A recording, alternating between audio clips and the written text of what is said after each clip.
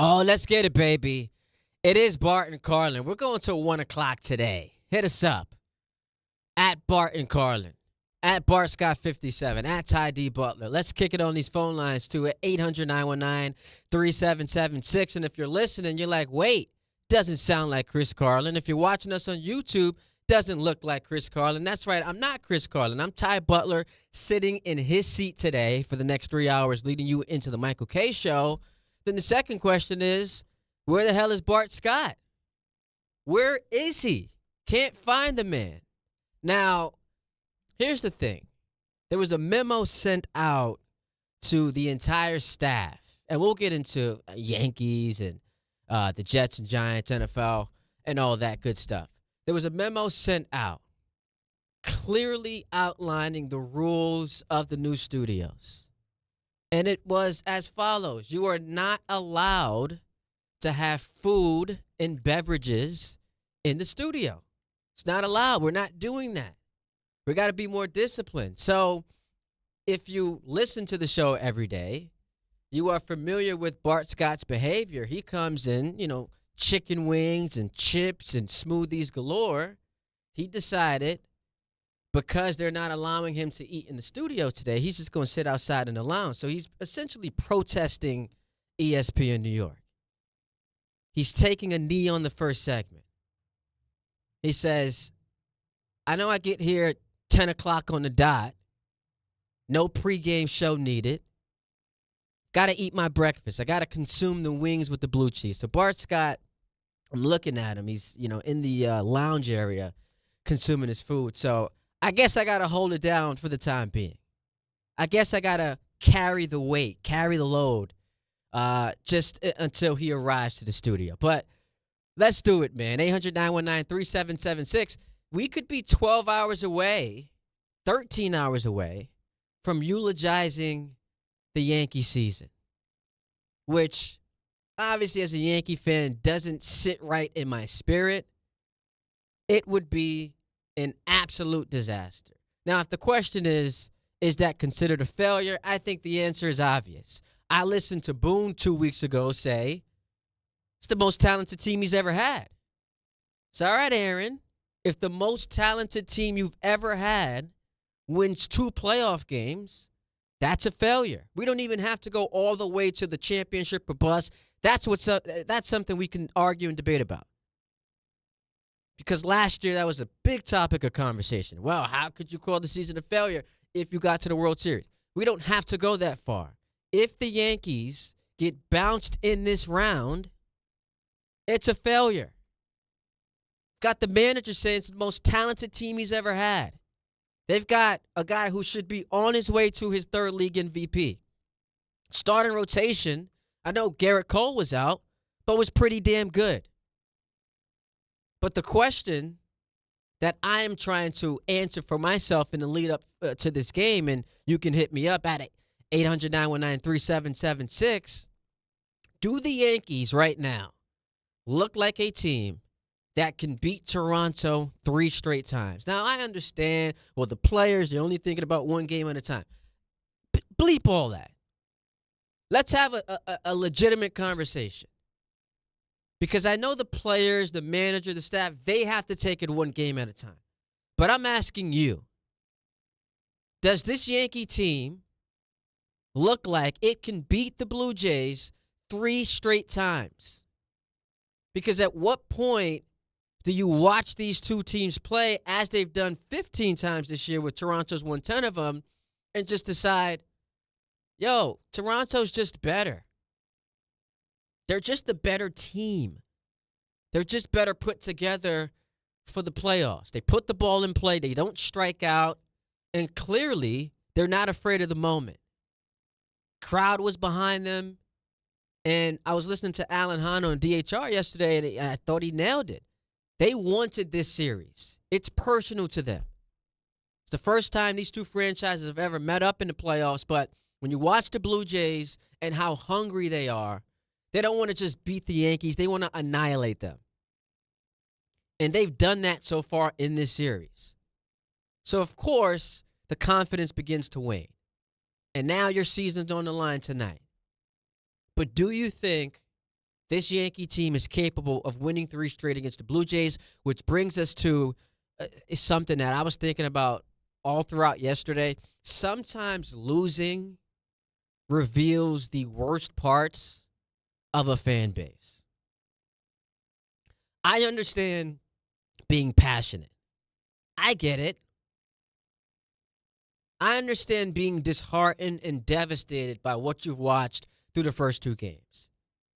None of us coming into this series, even if you thought the Yankees were going to lose, had them down 2-0. Especially after that momentum they had built up against the Red Sox. We were all excited. You didn't have them down 2-0. So I get that the gut punch can sometimes send you into like emotional wreckage. But the section of the base that now has regressed to the point where you're losing so badly, you have to accuse the Jays of cheating. Come on, y'all. Y'all should be embarrassed. Y'all should be ashamed of your damn selves. They're cheating. That's how bad it's got. You can't just take your L's in peace. You got to accuse them of cheating. How does that explain a rookie coming in and dominating you? 11 strikeouts. It doesn't explain it, which is why we need the excuse that they had this machine that, imitates pitchers and they couldn't try. Man, listen, the Blue Jays are just better right now. They're not cheating. It's not about this machine that the Yankees couldn't utilize. They've been better all season long. When you have a 15-game sample size, and I get the regular season different, but we've now seen 15 games where Toronto has proven to be the superior team. So now, you've got to win 3 straight. And it starts with Carlos Rodon. And I get it. I have been called unfair because of me continuing to say, I don't trust this dude. 18-9, ERA a touch over 3, opposing batting average, best in baseball. I understand all that. I just don't trust him. He got bailed out in that game against the Red Sox because he exited the game with runners on first and second. Now, shout out to Fernando Cruz, who was able to come in and clean up his mess, but I just don't trust Carlos Rodon because he's the type of guy that things could be going swimmingly. It could be going great. And then in an instant, implosion happens. I was at Yankee Stadium Game 2 against the Royals. I saw that up close and personal. So again, I watched him all season. I see the numbers. I get it. For some reason, and you can say it's harsh, you can say it's unfair, I'm never going to trust him. I shouldn't say never, but at this point, I don't trust him. 8 o'clock first pitch, 8:10, that dude's going to be sweating through his jersey. Now I'm sweating. Now I've got anxiety. So when you tell me that as a fan of this team, it comes down to the arm of Carlos Rodon, I don't love my chances.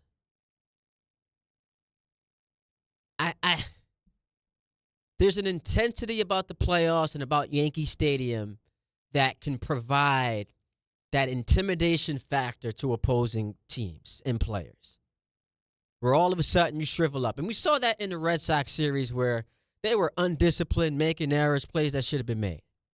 And you're hoping and leaning on that to be the case tonight because those fans, as nervous as they are going to show up, and that's going to be a madhouse, which is why it's important for Rodon, easy first inning. 1, 2, 3, set him down. And then that brings us to the offense. I don't care if they scored 7 runs in that game. The offense has been underwhelming. And by the way, this has been a hot topic. You can't say that it's unfair to criticize Judge. We do this in every single sport. You are held to a different standard when you've won a league MVP. and Judge won 2 of them. Should be 3 going on his 4th. But it's the same conversation we've had about Lamar Jackson. We did it with James Harden. Your best is required in the biggest games of the season. And when we have not consistently see you perform at your best, it warrants criticism. Yeah. As we say hello to my man Bart Scott. Did you hear the story I was telling about you? No. So you actually have a reason as to why it's 10:11, and the show started 11 minutes ago. We could have just told the people I did get up, and then it would be per the course. You woke up late, or CPT. Nah. You could, or we could say you had a get up appearance, and all that. It could. But what I told the people was that you got so annoyed with folks here at the station complaining about you eating in the studio, so you decided to protest, and finish your breakfast. That's what I'm doing. Outside in the lounge. All 8 whites. Because they said you can't eat in the studio, my G. Like, this is brand new. Absolutely. So that's why I told the people that was going on. Bart's just had enough of the folks' leadership talking to him about his eating habits. Yeah, they don't care about my blood sugar count. You know what I mean? And how I keep my insulin levels down as I'm trying to get in shape like you. You know what I mean? Yeah, I saw you throw up on IG the other day, shirtless photo. No, but I got a lot of work to do. You know what I mean? This is the beginning. You know what I mean? This is the beginning of the journey. You know what I mean? So I just only been going for like 2 weeks. Now, is it weird if I hit the like button on that photo? Nah, you my dog. I'm the homie. I'm always going to support you too. You know what I mean? No matter what. In your fitness journey, as we age, we all go there, right? And what you have to realize is it's a commitment to yourself. Really what it is a promise to yourself. Because it's not for anybody else but yourself. It's not vanity. You know what I'm saying? You know what I mean? For me, I can care less. You know what I mean? I've already did what I needed to do, shown who I was, performed at the highest level. You know what I mean? I had a peak. I had a peak of my conditioning in my body. You know what I mean? I played 11 years in the NFL. Before that, I was 4 in college. You know what I mean? My abs had abs. You know what I'm saying? So I don't care about that. Really what it's about is making a promise and saying, hey, that just because you don't play anymore, that you don't have to not care about yourself. And it's harder actually to do it now because I'm doing it for no reason other than I want to be around for my kids and I want to make sure that I'm healthy and I can make sure that I age gracefully. And be able to be somebody that's at like 60 years old looking like Lenny Kravitz or still being able to touch my toes or still being able to have pliability and elasticity, right? We don't want to get that what they call old man strength. Old man strength is just simply because you lose your ability to bend. And so now you just cock diesel because now your joints are so stiff and tight that they're strong. Right? You ever see an old man when they come grab old man, like they do that little thing like that because they can't move. I don't want to be that way. I love it. You know what's shrewd about what you did? You came in here with a sermon to just erase the fact that, again, 11 minutes late to the show. So now you're out here inspiring people. They've forgotten that Bart missed the first segment. Well, here's the thing. It's not the first segment. I missed a portion of the first segment. I gave you an opportunity to open up and to shine. I gave you an opportunity to express yourself, to get your points out without jumping in as I typically do. So I gave an opportunity for T.Y., my boy that's filling in for Chris Carlin, to give his chance to shine, to show everybody how talented this young brother is. And that, hey, one day he's going to have his own show, and it's going to be titled T.Y. and Company or whatever it's going to be. So that was my opportunity. As you got the Malcolm X shirt on, we shall overcome, my brother. By the way, so there's a – They might black that out, by the way. On the YouTube. Black History Month is going on, I think, in, Canada. There's somewhere where there's still Black History Month. But anyway. Yeah, Black History Month is American history, too. Good to see you, my guy. It's a pleasure, man. It's a pleasure. It was one of those things where I could have called it in, threw in the towel, and said, hey, no. When I say throw in the towel, I could have said, man, I'm going to throw in the towel. I'm just going to work from home, right? Because the reality of it is I'm sure all of us are dealing with this. This is the time of year, we know early spring, early fall. It's a time where everybody and all these seasonal workers start doing construction. So on the street that I live on, not just for a block, for the entire 3 miles, they decided to cone up a 4-lane road to a 2-lane road and also lift all the asphalt up. Second play. So the first play is coming with the sermon. Second play is blame the hardworking employees. Well, listen, they should do this stuff on the weekends or at nighttime, right? Like they doing it in the meat of rush hour. They shouldn't start. Their work hours should be 10 o'clock. PM. Right? No, a.m. Oh, a.m. Okay. After rush hour. Well, rush hour starts for the truck drivers at like 11 a.m. So that doesn't work. See, that's crazy. Truck drivers who I have a logistics company, they should be out on the road 6 a.m. before anything, right? But a lot of them, like Walmart, they're out 4 or 5 a.m. So you're hitting 11 a.m. is rush hour. Right. So people on the get 11 back. a.m. shouldn't be that. It should rush hour should be from 8 to 10 because you got the kids going to school. So you should allow people to be able to move around, right? So kids can go to school, especially when you lift all the asphalt up. But the problem is now you got sewer drains sticking up. So even if the road is clear, you can't even ride how you want to. So everybody got to avoid all the storm drains and all the sewer caps. So do that from 10 to 3 right before the kids get out of school. The kids get out of school before 3. But Okay, 2. Okay. And then do it overnight. What's wrong with putting some lights up, brother? You got from 12 all That's the way. expensive putting the lights up. Man, come on, man. It's you see, have you looked at what we pay for tolls? No, listen. So You ain't gotta tell me, I brother. think we should have that convenience, right? So everybody out there is experiencing this right now, and you like today, and then it's like unless you tied in and you on some type of group chat, you don't know when they doing this stuff. You just wake up and you think you're going to work like, whoa, what's this? Nah, Waze will tell you. Waze will give you. Yeah, the, Waze will tell you, but Waze don't tell you till you get in your car. Yeah. You know what I'm saying? I get in my car like, yo, what is this? So I'm like, instant in Batman mode. Let me go the opposite way, go up, go all the way left, come down, then make the right. Yo, so here's the thing. I respect the commitment. Because you could have just met like, nah, bruh. Throw in the towel. I could have said it's crazy, man. It's over. See, because you don't know, but technically Tuesdays is the day in which I work from the Jets facility. I know that. We've talked about that. Yeah. So, but I didn't really have to be here today anyway, because I could have just said, hey, I'm working from home, because Tuesday's the day I work from home. But then, my boy said you was coming in. We was calling in, Vaughn.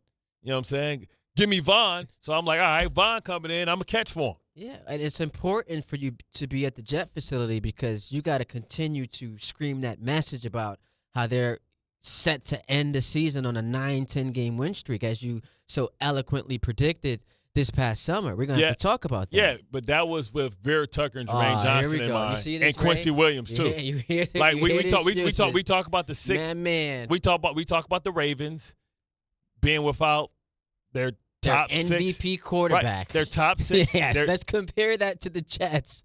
No, we gonna compare that to the MVP of their defense 2 years ago, Quincy Williams. Come on, the most important defensive player, the most important defensive player, Jermaine Johnson. You notice how Will McDonald ain't Roquan Smith and Jermaine Johnson. Can't tell those two guys apart. They're equally as important. Whoa. In a couple years, Raekwon. You know what this is? This is the Breece Hall Saquon thing again. Am I lying? Where it's like, whoa. Am I lying? We're overdoing it. Hold on, Ben Baca. When you look at the Breece Hall. Ben Baca. Yo, Ben Baca. I said Boom Baca. Tell me that Breece Hall career with the Jets isn't eerily similar to Saquon Barkley's Giants type of thing. Yeah, when Saquon set the rushing record as a rookie, the Giants, right? And right, no. Can we not do this? No, We're not doing this today. I'm just having fun. We don't have to rehash arguments. And Breece Hall was injured when he was averaging 7 yards a carry 6 games into a season his rookie year. How many games? You don't think it was 6? Oh, okay. How many games they play in a season?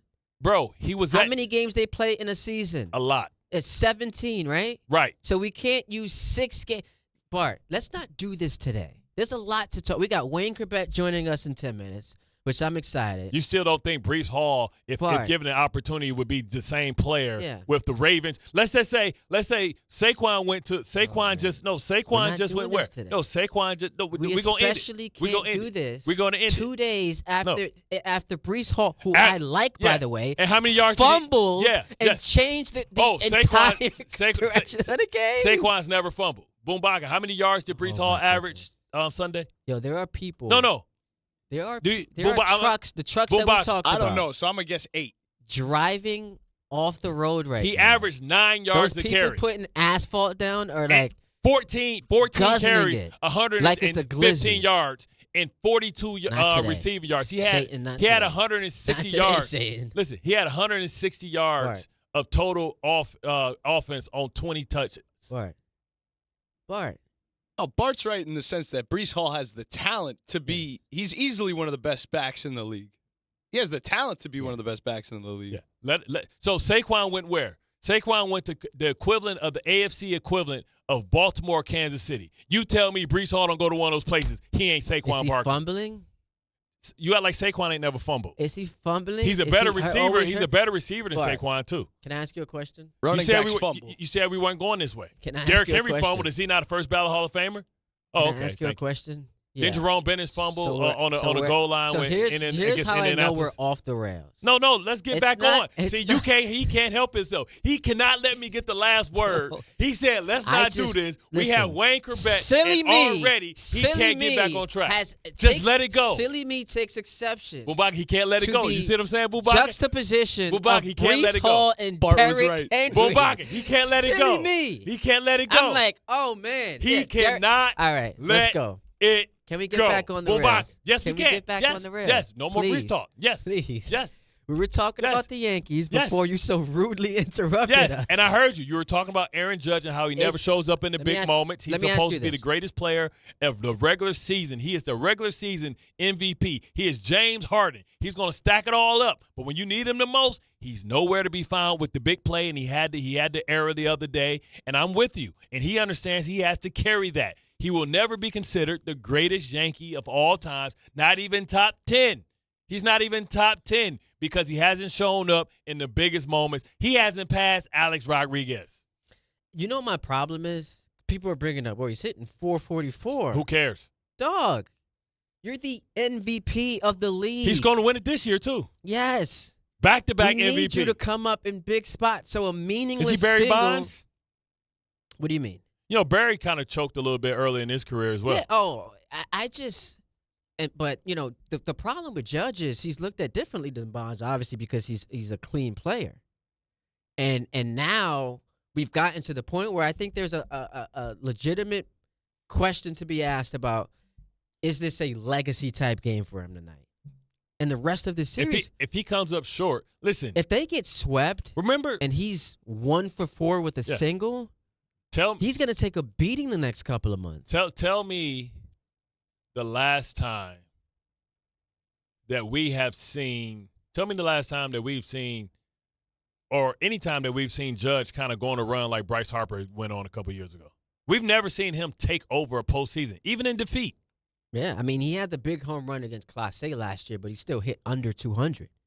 So you're right. Like, he needs like every great player, run, a couple of weeks of just – I'm going to carry on. I know Jeter was on Fox's post-game show, and his point is right about, like, it's not just about one player. But when you're the best player on the team, fairly or unfairly, man, you're going to bear the brunt of the criticism. And that's not unique to Judge. I brought up Lamar and Harden. Like, that happens. Lamar didn't lose that playoff game against the Bills. Like, Mark Andrews had the ball. A fumble and a 2-point conversion. He fumbled too, yeah. Yeah, he had a fumble that led to points, but so great players fumble. Oh, thank you. Yeah, MVPs. Oh, thank you. MVPs. And playoff. Mark Andrews is the MVP. No, I'm talking about Lamar. Oh. Anyway. Oh, okay. You can't help yourself. I got you. So this is, sometimes it feels like super dramatic to say it's legacy time for, you know, a guy who's still in the midst of his prime, but it's a big time moment for Judge. Would you say more pressure on Judge or Rodon? Like, who's going to, if the Yankees lose this game tonight, even if they get smacked around and Rodon's not good, I think Judge is going to get annihilated. Well, you remember to quote the great Wood Harris, attitude reflect leadership. Results reflect leadership. No matter what happens, he's going to go to the leader because he gets all the credit when they win, and he's going to get all the blame when they lose, if they lose. 800-919-3776. Good to have you here, my guy. Wow. No, I'm saying. Like it was like, oh, wow, good to have you here. No, I'm not saying that facetiously. I just thought that there was a moment. It was touch and go. And then he's going to throw in the college word. Oh, facetious. That's not a college fan.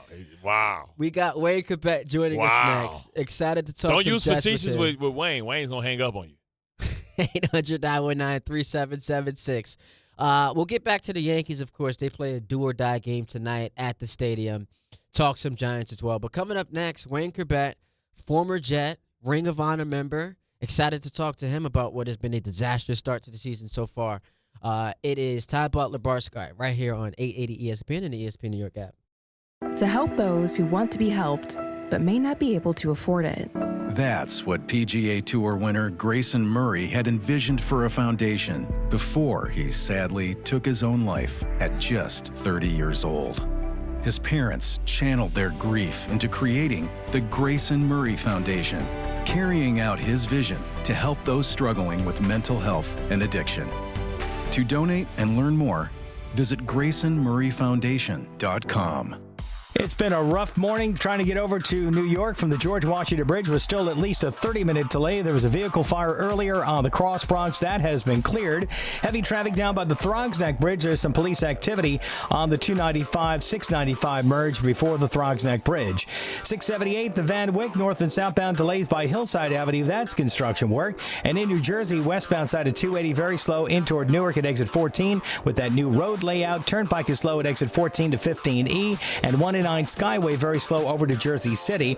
On the Southern State Parkway, still very slow westbound side west of the Meadowbrook. And there's an accident on the eastbound side of the Southern State at the Meadowbrook on the ramp to the southbound Meadowbrook. I'm Bob Williams on 880 ESPN New York. Just printed from the Erie Canal Press, the most coveted ticket, New York Lottery's $1 million raffle, hath arrived. 15 fortunate souls shall come into the fortune of a millionaire.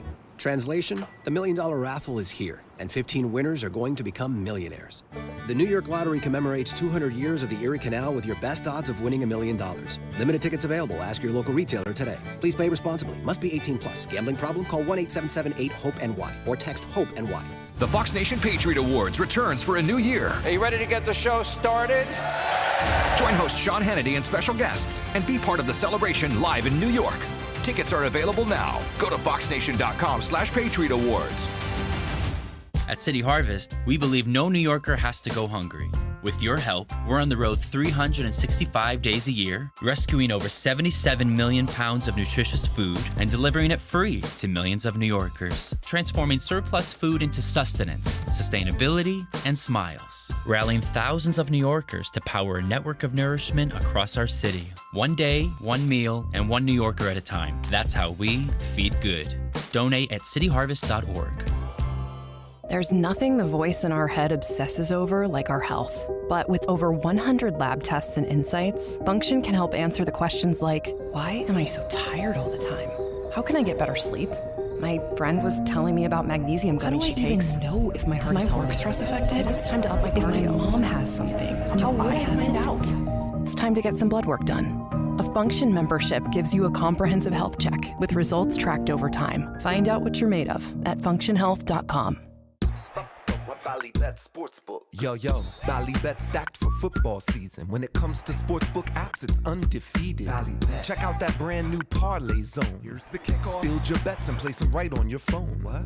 Live bets, daily boosts, and promos. Increase your odds so you can win more dough. Touchdown!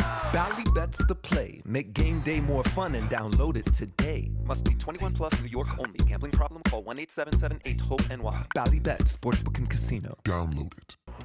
Getting the right mattress helps you sleep at night. Getting the right price helps you sleep even better. At PC Richard & Son, they don't just sell you a mattress. Their experts use a 4-step fitting process to make sure your new bed fits you perfectly. The right fit, the right price, plus free delivery. It's what they do, only at PC Richard & Son. Free delivery on mattresses $199 and up. Excludes Manhattan. See stores for details.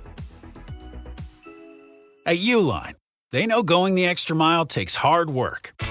For companies pushing to go further, Uline will go the distance with you. 24/7, they answer the phone to get you the shipping and industrial supplies you need. Business can move fast. Unexpected large orders, adverse weather, new safety guidelines, and changing economic trends. Uline works hard keeping 41,000 items ready to ship, minimizing detours on your way to the extra mile. Visit uline.com. Texting enrolls you in a recurring automated marketing text messages. Consent not required to purchase. Message and data rates may apply. The team's looking good this season. I think so. Man, I miss playing football. Ever since I turned 40, I just can't find that fire I used to have. Think it could be lower testosterone? What do you mean? I was feeling the same way. After 40, the body has less testosterone, and men lose their edge. That's why I take Nugenix Total T2. That's the testosterone booster, right? Yes, but Total T2 is their brand new formula that skyrockets nitric oxide levels in as little as 3 hours. Since I started taking it, I've been lifting like when we played for Coach Carter. My energy is way up, and it even spiced up things between me and the missus. Are they still giving out complimentary bottles? Yep, just send a text. Text BILL to 231231 for your complimentary bottle of Nugenix Total T2, the next generation testosterone booster. Text now and we'll include a bottle of Nugenix Thermo X, our newest, most powerful fat burner ever, absolutely free. Text BILL to 231231. That's BILL to 231231. These statements have not been evaluated by the FDA. This product is not intended to diagnose, treat, cure, or prevent any disease.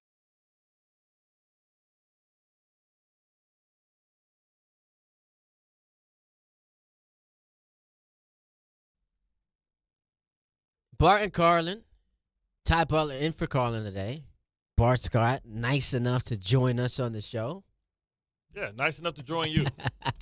At this point, let's bring in a special guest. Yes, let's get some balance to this, man. Balance to this. Played 11 seasons with the New York Jets. Member of the Ring of Honor. He, of course, is Wayne Corbett. Wayne, it's Ty and Bart. Appreciate you joining the show, my man. How you doing? Great. Thanks for having me. How you guys doing? You know I'm jacked up on Mountain Dew, Wayne. Are you going to London, Dwayne?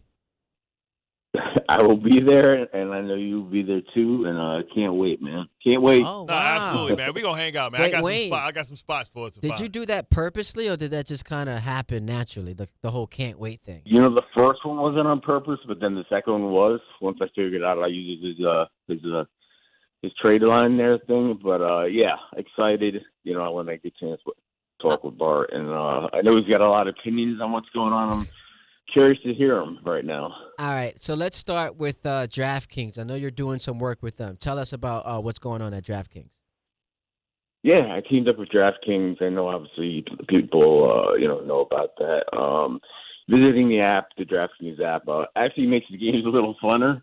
It gives you a chance to bet on certain things. I know going to London, they have different kind of bets. If you look at the odds on to win the Super Bowl, even make the playoffs right now, it looks pretty long. Take a shot, but I'm thinking at this point maybe a bet is to bet the defense to get a score, because that's probably the longest odds they have right now since they haven't had a turnover in 5 weeks. So that might be something you want to look at. Hey, even a blind squirrel finds a nut. So hopefully, the Jets defense is that blind squirrel, and they can find a way to turn it around. You've been a part of first-time coaches, right? How's that transition, right? Because I don't think the Jets are as bad as their record shows, but because they're learning new systems and trying to figure things out, it's a lot of blown coverages going on, and they're trying to figure out how to play at a high level. Because we know the individuals themselves are good players, but collectively as a group, they aren't playing together. And I think it's because their head is swimming with all their checks and all the things that you have to do on offense and defense. Yeah, you see it. You see it more than anybody. But when you look at replays and you got, 5 guys covering 2, and, this one, they're all pointing at each other. I thought you had them, But it's just amazing the amount of talent they have that, like you said, 5 games, 0-5 without a takeaway. And we have more fumbles than anybody. It's impossible, whether it's a tip pass or a Hail Mary or whatever it is. The ball bounces funny ways when you're losing. But tonight have a turnover. Just mental errors, being wrong place for a long time. It's just momentum killers, bad penalties. It's just I'm not sure what to say. Are we worse talent or worse coaching compared to where we were last year after 5 games? Talking to Wayne Corbett here on the show. Now, you also had the experience of going from, Kotite to Parcells. So, Bart just talked about that transition. How tough is it as you're going through losing seasons, having to exude patience, because that's what people are preaching. Patience, patience, patience. This will turn around at some point. How tough was that for you as a player? Listen, it's tough when you're out there. You know, and it's tough because the fans deserve better. Everybody deserves better. You know, you put the work in the off season. You go into camp. There wasn't a lot of drama. Everybody was signed. Everybody was 100% attendees. And the mini camps, and then the first game you're like, it looks good. It took a 60-yard field goal to beat us, and then not a good game, and we're just close, but just killer penalties, killer turnovers. So like AG says, it's a big ship to turn. It's tough to do it quickly, but it did happen from Kotite to Parcells. The next year was good, and then it got better. But what are we 2-3 last year, and then 0-5 this year? What would you rather have? Salah where he was last year at this point, or AG where he is at this point? I know the record's worse, but I just feel once they turn around and fix the mistakes, we're going to turn around quicker and be better in the long run with Aaron as coach. See, I guess the frustration for Jet fans is they thought this was going to be Eric Mangini to Rex Ryan, right? They thought it was going to be that, opposed to we have to start over, we have to get our program going. They thought it was going to be a continuation, because when you look at the talent, this is Breece Hall is a known commodity. I think at this point, John Simpson and Fashanu is like a known commodity. Garrett Wilson is a known commodity. Quinnen, McDonald, Jermaine Johnson, Quincy Williams, Sherwood, Sauce, those are known commodities. Right, so we know that they've played at a high level, and the fact that they can't get the productivity from those guys is, I think, the bigger surprise, that it wasn't a continuation from Eric Mangini to Rex Ryan. Yeah, like I said, you're taking over some of the players from, what the other coaches want for their system. But Aaron brought in enough guys. He re-signed the guys who felt fit the culture. Like I said, it's amazing that it hasn't translated to wins. I mean, listen, hindsight's undefeated. I mean, you could look at we could have done this, and if we made this play, or if we stopped Baker from going down. But at some point, someone's going to have to step up and just make that play. That one play to stop that third down, and we get the ball back. That one play to get a first down. Because you got guys like Garrett. Garrett's playing out of his mind. He went from being special to being that guy.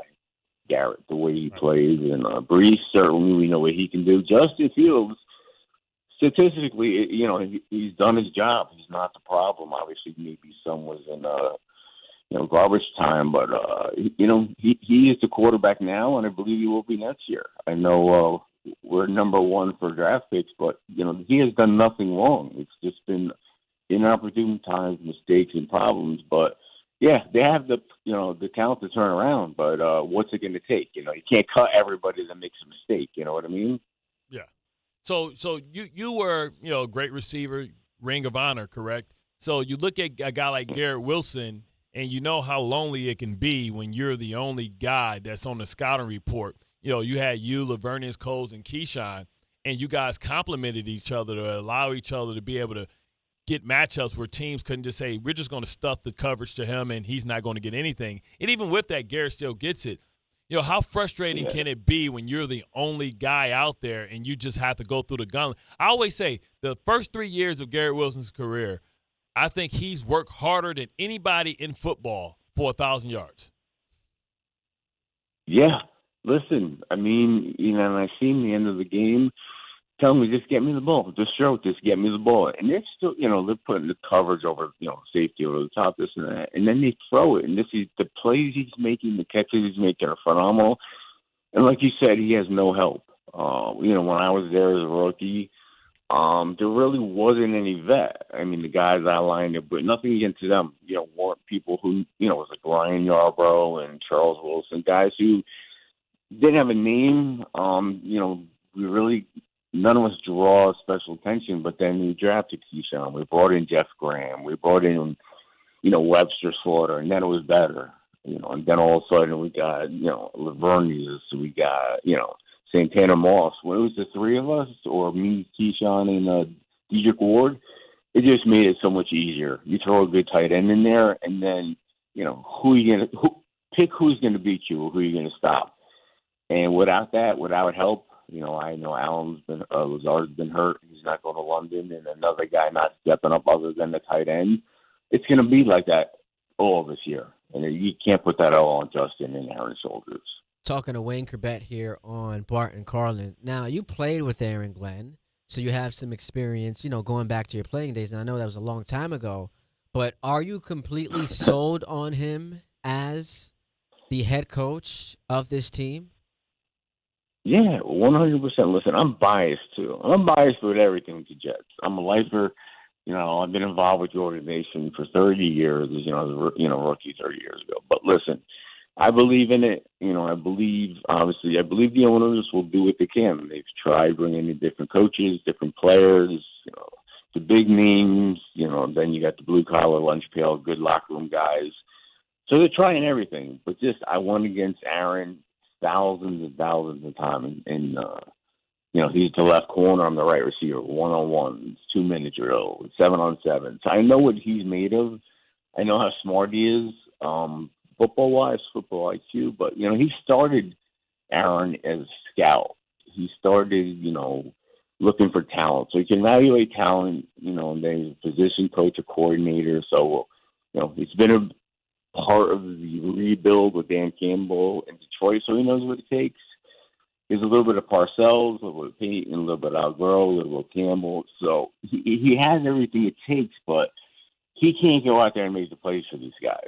And it's just a matter of changing what you can do and can't do. And it's tough to watch these players make these dumb mistakes because he's not that kind of player. But, yeah, he's the guy who's going to turn it around.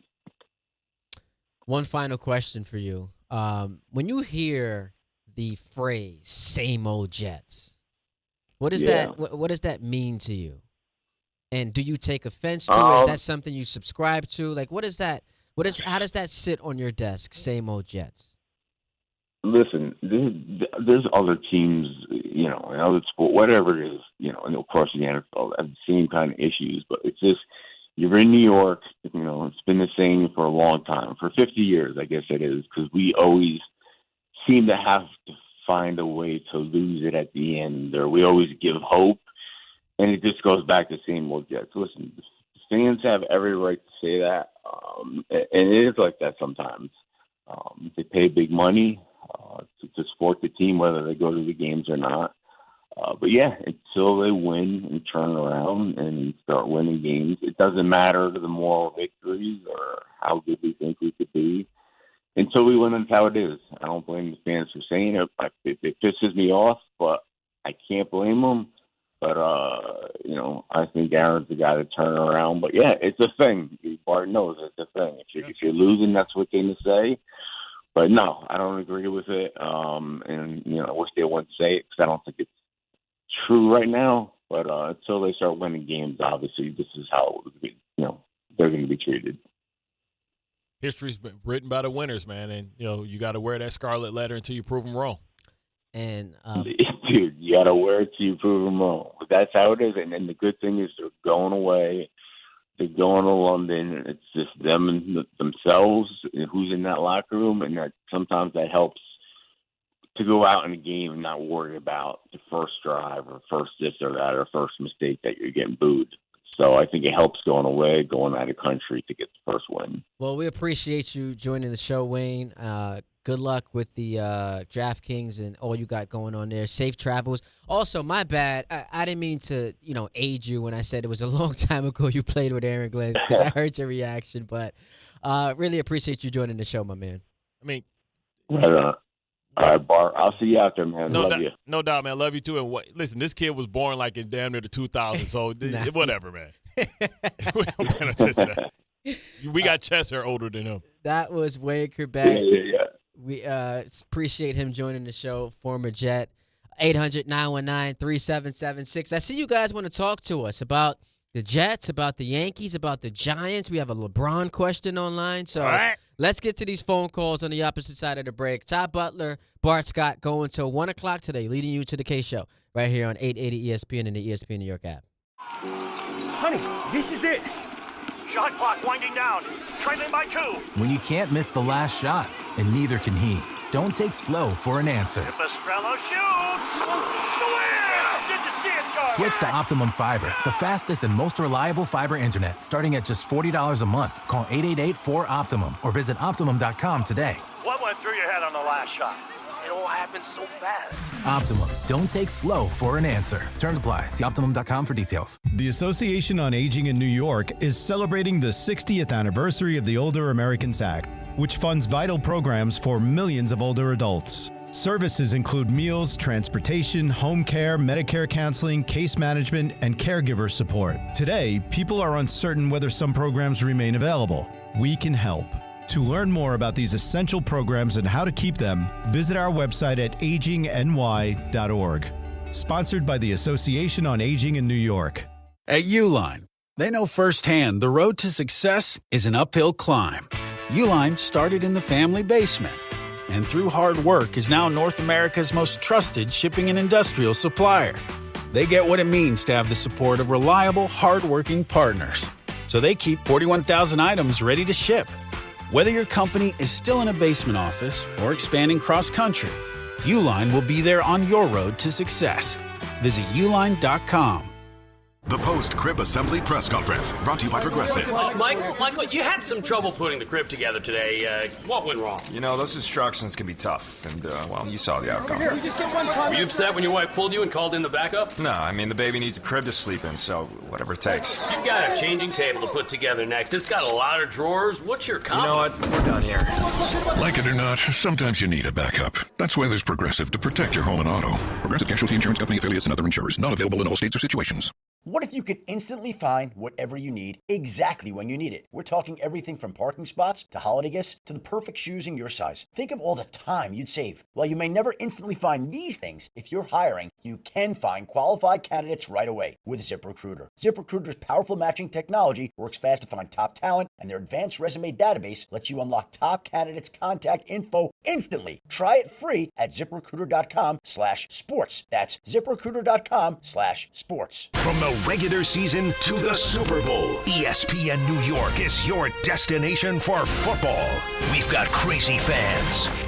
If the Giants somehow beat the Cowboys, I'm going to take a dump on your head. You can feel good because you're a damn football team. Expert analysis. Marcus Spears joins us now. ESPN NFL analyst Damian Woody. Mel Kiper Jr. The Hall of Famer Steve Young. He's kind of our resident general manager, Louis Riddick. We got Mike Tannenbaum right now. And all your fantasy and wagering needs. This is ESPN New York. We are football. At City Harvest, we believe no New Yorker has to go hungry. With your help, we're on the road 365 days a year, rescuing over 77 million pounds of nutritious food and delivering it free to millions of New Yorkers, transforming surplus food into sustenance, sustainability, and smiles, rallying thousands of New Yorkers to power a network of nourishment across our city. One day, one meal, and one New Yorker at a time. That's how we feed good. Donate at cityharvest.org.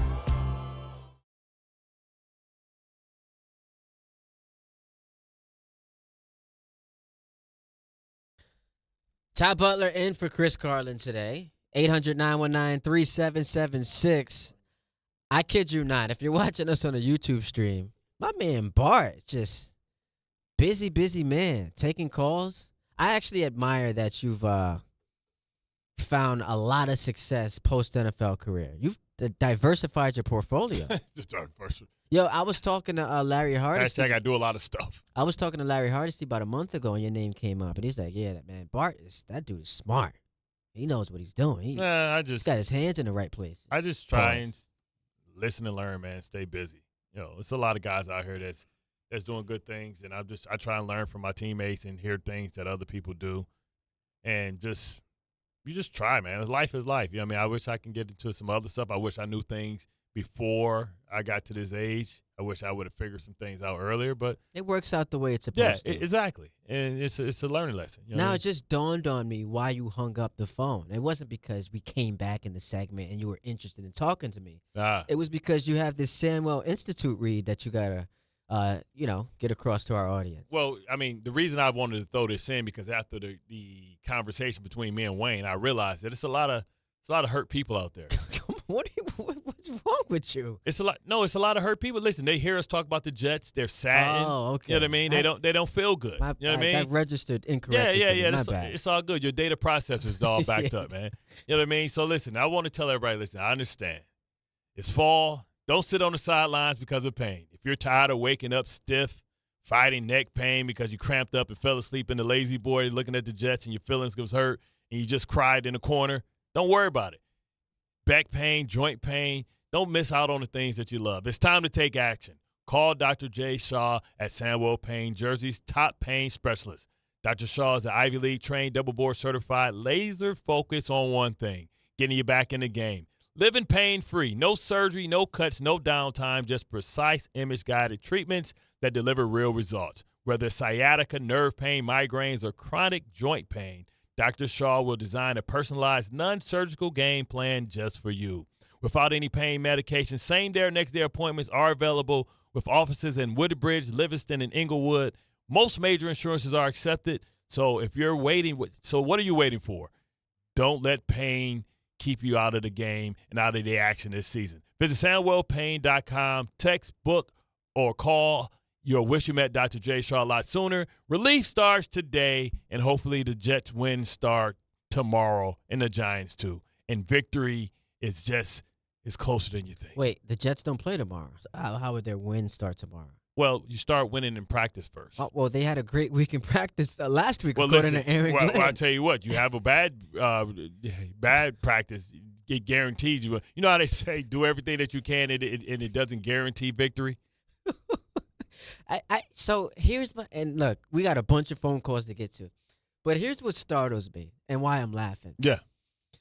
So they got their asses kicked by the Cowboys this past Sunday off of a great week of practice. So could you imagine how they would have looked had they had a bad week of practice? Well, sometimes you have bad practice and coaches are pissed off and you go in and you play your ass off.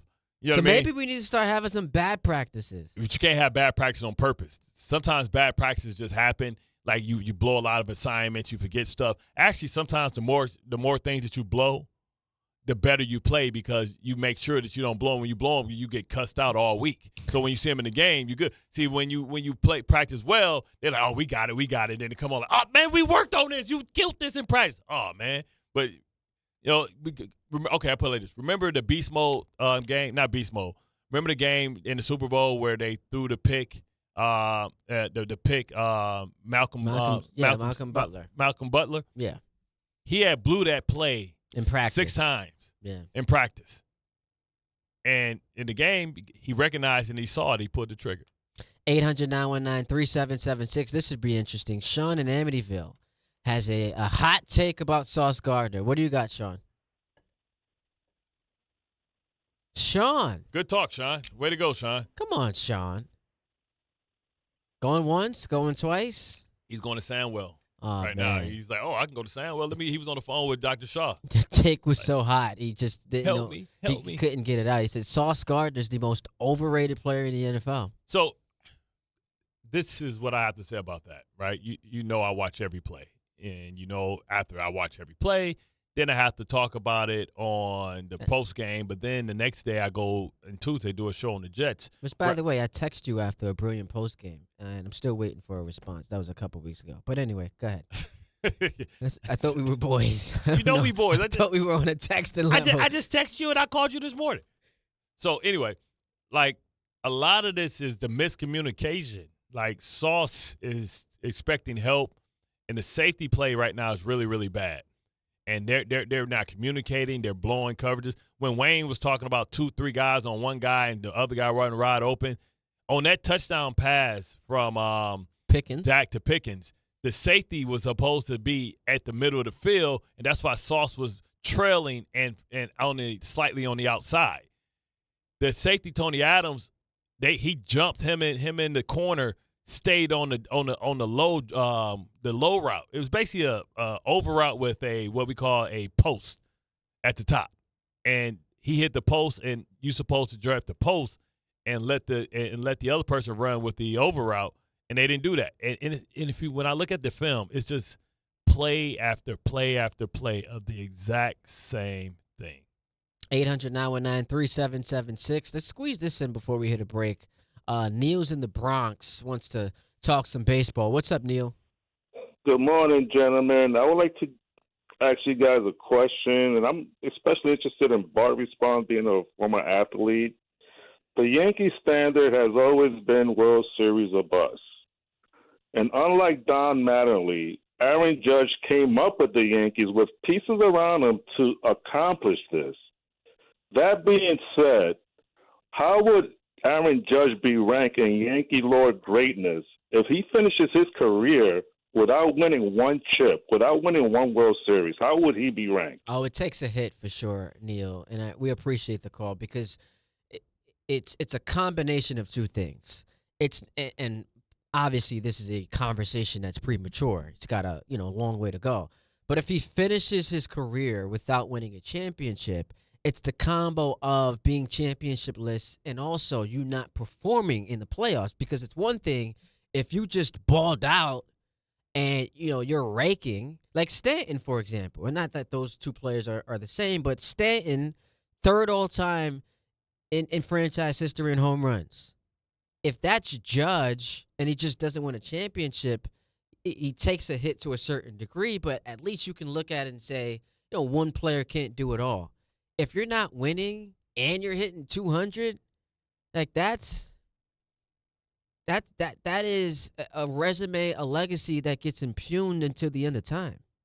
So I think he has to win a championship. He also has to play well. 800-919-3776. Let's hit a break real quick. Got a ton of calls. People want to talk Jets, Giants, Yankees. We will do that on the other side of the break. Hour number 2 coming up next. Bart and Carlin right here on 880 ESPN, the ESPN New York, and of course on YouTube. To help those who want to be helped but may not be able to afford it. That's what PGA Tour winner Grayson Murray had envisioned for a foundation before he sadly took his own life at just 30 years old.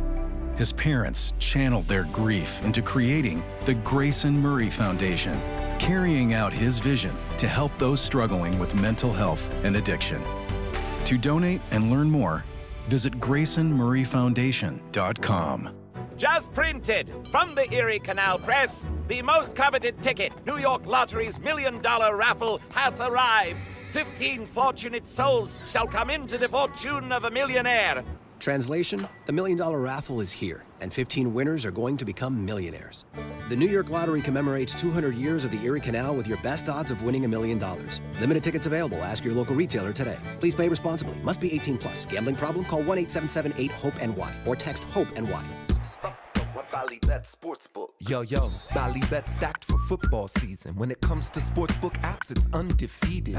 Check out that brand new Parlay Zone. Here's the kickoff. Build your bets and place them right on your phone. What? Live bets, daily boosts, and promos. Increase your odds so you can win more dough. Touchdown! Bally Bet's the play. Make game day more fun and download it today. Must be 21 plus, New York only. Gambling problem? Call 1-877-8-HOPE-NY. Bally Bet Sportsbook and Casino. Download it. Getting the right mattress helps you sleep at night. Getting the right price helps you sleep even better. At PC Richard & Son, they don't just sell you a mattress. Their experts use a 4-step fitting process to make sure your new bed fits you perfectly. The right fit, the right price, plus free delivery. It's what they do, only at PC Richard & Son. Free delivery on mattresses $199 and up. Excludes Manhattan. See stores for details. Hey, this is Mika Zibanejad. Hey, this is Adam Fox. Catch every Rangers game right here on 880 ESPN. WHSQ and WCBS-FM HD2, New York. You make sure his toys don't have any sharp edges. You taught her what to do when the smoke alarm goes off and to wear a helmet when she rides her bicycle. You do so much to keep your child safe. But are you using the right car seat for your child? Car crashes are a leading killer of children ages 1 to 13. Protect your child's future at every stage of life. For information on the right seat for your child, visit safercar.gov/the right seat. Sponsored by the New York State Governor's Traffic Safety Committee. Some people just know you can save money on car insurance by checking Allstate first. Like to check the weather first, before wearing face paint to the game. Bro, your Go Cats is dripping into your nachos. Oh, and now paint is in my eyes. Interception! Did you see that? No! Yeah, checking first is smart. So check Allstate first and see what you could save. You're in good hands with Allstate. Potential savings vary, including based on how you buy, subject to terms, conditions, and availability. Allstate North American Insurance Company and affiliates, Northbrook, Illinois. Hey, Doc, nice office. Quick question.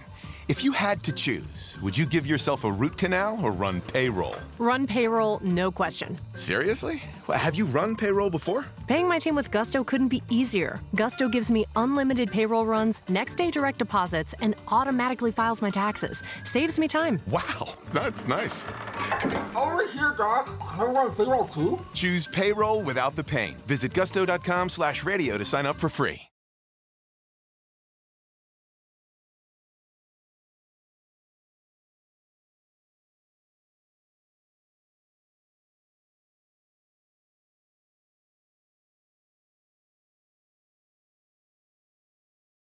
Hour number 2. Ty Butler in for Chris Carlin. Bart Scott, we in the building, baby. 800-919-3776. At Bart Scott 57. If you want to see some ab pictures on Instagram, he had that ringing off this weekend. Listen, don't do that, man. Don't do that. Listen, I'm trying to promote you. First of all, it's not there anymore. It was a story. Oh, okay. Well, if they want to see in the future, because this will be like progress pics taken. Yeah, it will. Like the before and after. Hopefully, I'll be where I want to be by Thanksgiving, so I can eat some of that sage. My daughter always cooks for Thanksgiving. She a good cook? Well, she better be. If my daughter cooked for Thanksgiving and I let her. Yo, because here's the thing. My Look, daughter we'll can get to cook, the calls. bro. She's always been making. 800-919-3776. Don't be pulling up, like, experimenting on Thanksgiving. Like, the people who are saying, oh, it's my first time. Nah, this ain't the first. This ain't the time for you to have your first time. We got cauliflower rice. Like, what? I like cauliflower rice. But not for Thanksgiving. Yeah, don't be throwing no new stuff to people over there. This is not an experiment. Like, Thursday, Thanksgiving. This is not the time for you to be experimenting. Yeah. This is not the time for it to be your first time. You better be a seasoned vet. I got to see some the jiggly arms. Yeah. You know the memes that exactly. You can't make my chicken if your arms ain't jiggling. That's what I got to see. Shout out to my daughter who's in school right now, man. She's been cooking Thanksgiving dinner for probably 3 years because she loves to cook. Or she don't love to cook, but she likes to cook for holidays, if that makes sense. No, I get it. Special occasions. Yeah. I mean, she hit us with the prime rib with with the garlic inserted into it, with the pepper and like kosher salt like crust with the au jus. Sound good. Spiral ham, mac and cheese. She'll make potato salad, but she'll make the stuffing. Yeah, stuffing. See how we do our stuff? We do sage stuffing. We would take sage sausage. Okay. Kind of make them into little crumbles. All right. And mix it in there. Yeah, gravy. When's the next? Speaking of your daughter, because I know she likes to run your pockets. When's the next purse coming in? I don't know, man. She always in my She in my pocket so much, man. It's like it ain't even funny, man. That's why you got to pick up these other jobs.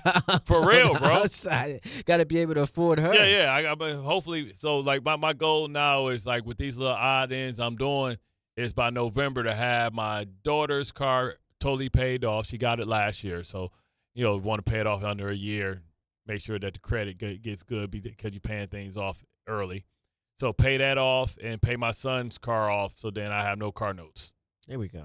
Yeah, Listen, that's a goal. You are. So if y'all out there, y'all, you know what I'm saying, y'all got a black mitzvah, bar mitzvah, you know what I'm saying. You got about 20 G's you can throw, you can spare. I'll show up. By the way, missed you on the couch cast. Yeah, man, I was working. I was there. I felt a little uncomfortable at first because I'm doing the show and then I'm just kind of thrust in, so I didn't know what the energy, the vibes was like. I just pulled up. But you missed that melanin. Yeah, someone that understands me. You know what I'm saying? You wanted some references. I could quote a couple of scriptures and they understand it. And die line, and they know what that means. You know what I'm saying? Yeah, don't even what's understood don't need to be said. You left me out there on an island. My bad. Out there on an island, my G. Was it Paradise Island? Nah, it wasn't Paradise Island. Ah. That was cool, though. It was fun. I had a good time with the fellas. But next time, you got to be there. No doubt, man. 800-919-3776. Hit us up. Ty D. Butler, Bart Scott 57. That's where you can find us on these socials. Let's go to Baritone in Queens. He wants to talk some Giants. What's up, Baritone? It's been a minute. What's going on, Ty? Bart, long time no talk. What up, though? What up, though? BMF. All right, what up, though? Yeah, man. First, I want to talk about the Giants as well as I think what LeBron's decision is. But the Giants, Bart, the defense should be better than this, and also I think it's going to be worse because Darius Slayton is going to be out. I think next year they need to get a veteran wide receiver to help Jackson Dart next year. What do you think, Bart? Oh, absolutely. Yeah, well, I think it's gonna be. We don't know how Malik Neighbors is gonna come back. I mean, this dude tore everything. Yes, he's young, but man, he tore everything. Even turf toe. He got turf toe, meniscus, labrum. So I think they might have to do that, but they may have to draft one too, right? If it's a guy, like Ibuka coming out or somebody like that, that may be the number one thing that they need because they're gonna need somebody that can carry him before, and you got to get another one. Because Jalen Hyatt never worked out. So they got a lot of work to do on that in that regard. They have to get weapons and maybe even have to go get a running back. All right, Baritone, you were gonna speculate on LeBron's decision because he teased a big decision coming today. Oh, we got a decision. Yeah, the second decision. He's. I think the decision is he's gonna go bald. He's gonna let it go. Sorry to disappoint you, Baritone, but it already was announced. He is going to partner up with Hennessy. Oh my God! And Hennessy. See, that's the trolling that people hate, right? You know what I'm saying? Because, appreciate the call, Baritone. That's that Snoop stuff that he stopped smoking, right? Oh man, he gave up weed and it was the smokeless. Come on, man. But that was see that goes right into the category of corny. You see what I'm saying? You know how some people can do something and it's funny. LeBron doing it comes off as corny. But because that's already a preconceived notion about him. Like if you already thought he was corny, this is almost this makes like it cornier. confirmation Yeah, bias. exactly. So I was on a flight yesterday. Well, I don't listen. I got a big announcement. Is it corny? I guess sure, maybe, but I mean, I don't really care too much about it. I'm on but here's where it did kind of trip me out because I'm on a flight yesterday, and as soon as I land, I saw Twitter blowing up about a LeBron decision to come. Right. And I was just like, wait, hold up. What's going on? I'm a Laker fan. Like, what's going on? But then it's like, oh, this is going to be some advertisement thing. People knew that this was coming. So that's what it came out to be. Hennessy. He's teaming up with Hennessy. Let me tell you one thing I know about Hennessy. Hennessy does a lot of stuff for the black community. They have a huge initiative. It's been a couple of times that I've done things for Hennessy where they were celebrating black culture and black Hennessy's I don't want to say exclusively a black thing, but it's huge in the black community. It's like the first high-end cognac that black people think of. They had a huge partnership with Nas and I was for a long say time. Nas. Yeah, I was going to say Nas was I was thinking of that. But they do a lot. They give a lot of charity money, and they support a lot of black initiatives. So I can see that maybe LeBron wants to do something bigger. And I forgot who their parent company is because all these things are under umbrellas. VSOP? I don't know. I don't know. It's usually this is a subsidiary of another company or it's somebody. It's funny the amount of people who listening to you say Hennessy has done a lot for black people. Where they thought you were going with that? Right. I was thinking I was getting drunk in the club, Big Beach. Because remember Shannon on when he used to do the show with Skip every time. Hennessy and Black and Mild. With the Henny. Until he got his own stuff. Le Potier. 800-919-3776. Let's go to David and Elizabeth. Our guy David. What's up, David? What up, fellas? You know what's crazy? Hennessy needs to give turkeys to every city in America. You know how many brawls and fights they done started? They owe us. Yeah, Trust me. man. That's why they give it back. That's why they be giving back. That's the younger days. Yeah, right? Love the Hennessy. You're a Incredible Hulk. Yes, sir. Yeah, so let's get straight into it, gentlemen. So look, man, we've seen this movie one too many times, and we all represent in the same organization. This is really hurtful, man. No W, only team in the NFL with no win. Wilkes doesn't know what he's doing. Everybody's lost. Then, like you said, is it a talent issue? Is it a scheme issue? We don't know what it is. This is really bad, man. I'm really hurt. We haven't been, in the right direction for a while. We get that. We understand what's going on. But, yo, it's never been this bad. And it's to the point where I'm looking forward to listening to Mel Kiper Jr. Like, yo, yesterday you guys – I'm not saying y'all got mad at me for bringing up Knicks, but look where I'm at. Look where I'm at. You can't get mad at me with this, Already on Tankathon. Appreciate the call, David. You know what the problem is? I feel like there is this growing narrative of Jet fans' expectations were too high. Like, I heard Don talking about it yesterday. I got nothing but love for Don. Yeah. But, he said, like, they were, and we talked about this on the Couch Cash. I debated it a little with him. Zero expectations for the Jets coming into the year. And for them to be bad and to have the reaction that we're getting from the fan base is more about the fan base having their expectations too high than it is about the Jets. And I'm like, dog, no. We can debate where you thought they were going to fall 5, 6, 7, 8 wins. Right now, second worst defense in the NFL. Haven't forced a turnover through 5 weeks, which is an NFL record. Third highest penalized team. And, oh, by the way, they're the only winless team in the league. So it has nothing to do with my expectations being too high. I didn't think that they would be this bad, this garbage, with a quarterback that they selected. And miss me with the Justin Fields is playing elite football stuff, like, because you padding up these stats when teams are playing bend don't break defense, and these are garbage yards. Like, I'm talking about the performance when the game's on the line matters. Yes. I mean, like, you can't give him credit for what they did against Tampa Bay. They ran the ball 10 times. Like, he had much to do with that. So, like, miss me with that. And one of the scores was a defensive score by Will McDonald. So, like, I disagree with Don when he says, they told you coming into the season that, look away, nothing to see here. We weren't going to be good. No, I heard Aaron Glenn at his press conference talk about put your seatbelts on. We're in for this ride. We're the bleeping New York Jets. We're built for this bleep. I heard him talk about small things win games. The small things are killing them. The penalties, the turnovers. So I can't understand how that could be where people take this conversation.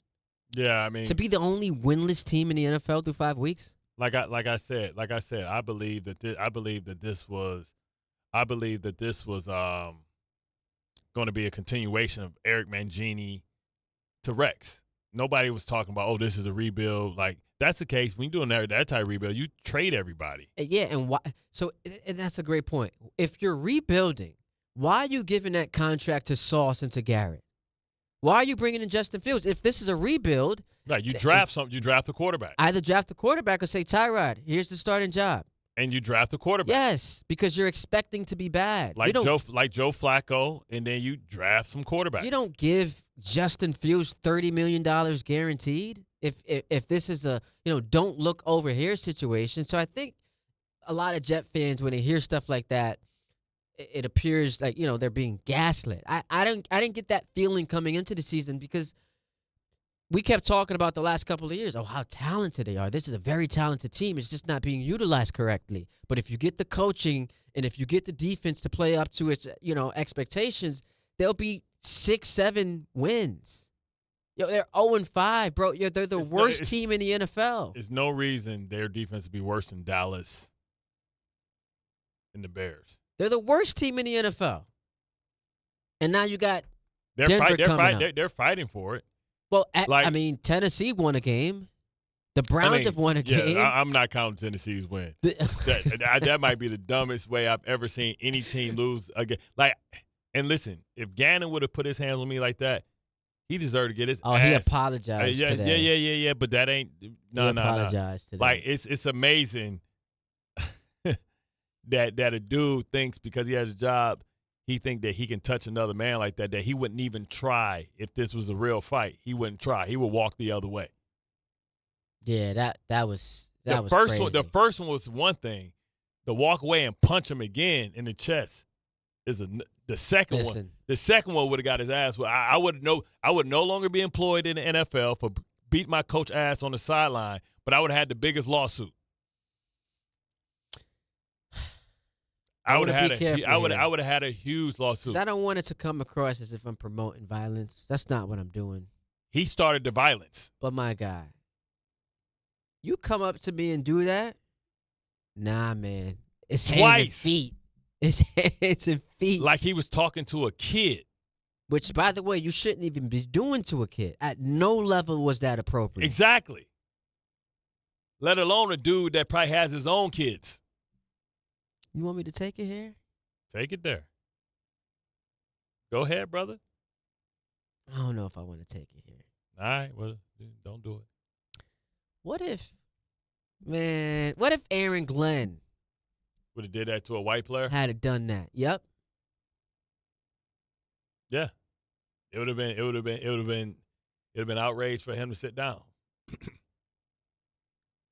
Man, listen. He would have probably got fined for a game or something like that, sat down for a game. The type of conversations. He would have got fined by the team. The type of think pieces that would have been had. Because I don't see this story blowing up too much. He apologized. It's all. Neither is the Lacey story. Yeah. Nobody wants to report that a young man is not here right now because a white officer lied. And they had all the film. This kid lost his invite, and he left this world thinking that people hated him. Left this world thinking that he was going to get accused and he was going to get jailed for something that he didn't do. And he took his life and succumbed to his inner demons because somebody lied, and they had the film the entire time. The entire time. And what happens to that police officer? You heard Ryan Clark address it a bit because Ryan Clark he has a platform. He used his platform for that. But also he's an LSU alum, so I know that he knew this kid. That somebody's parent isn't here based on a lie. See, like the corruption, bro. Like what I'm saying is the Emmett Till stuff. We live with that. We live with the Emmett Till stuff, right? That the false accusations, then the lady come out and say it didn't happen after he's dead 60 years later. We deal with that. So a lot of times people have to start thinking about why we react to our trauma. I don't know. The Emmett Till. Because this is another. This might is another not be in that museum too long if certain people get their wish. Let's move on though. Let's go to Talking Jets. Jose in Austin. What's up, Jose? Ooh, man, I don't know how to break up that tension, man. That got me deep in the feels. I feel you, man. Some conversations need to be had. That's just what it comes down to. But what you got? For real. So, first of all, thanks for taking my call, Ty. Nice to hear you on the weekday airwaves. Nice little pleasure. My question is for Bart. It sounds like Aaron Glenn is willing to die on a sword by potentially not moving on by Steve Wilkes. The team is not responding. Can any leader on the defense step up to Glenn on the side and be like, hey, listen, this isn't working? Because it seems like he doesn't have the finger on the pulse. And as a former player, I'd love to hear your insight as to if that happens, how that would happen. Because, man, it's some tough times right now, man. Thanks for taking my call, guys. I think Aaron Glenn is leaning on his past experience, and he's projecting, right? He's projecting because his past experience suggests that he was Steve Wilkes. Right? So, like, he's like, it happened to me and somebody stuck with me. I want to give him the same opportunity that was given to me. But that's assumed that all situations are the same. Because what helped Aaron Glenn become a better defensive coordinator was the fact that Jared Goff was a baller. So that, the defense didn't have to do as much because they had a lead and they were able to play a certain way. And to think that history will repeat itself is not correct because it's different people. Like, we went through Steve Wilkes's. Listen, I'm not an advocate for anybody getting fired or let go, but we need to have a conversation about what we're doing. We need to understand why we're in week 5 and our guys are still busting coverages. Either you're not explaining it enough or you're not putting the right players out there. And if you guys can't figure it out, then you need to change the system. Simple as that. You can't just have your system. You have to adjust your system to what's going on. So is part of the reason why Glenn doesn't – maybe it's like premature because they've only played 5 games, but he just doesn't want all of that on his plate. He's a head football coach for the first time in his life.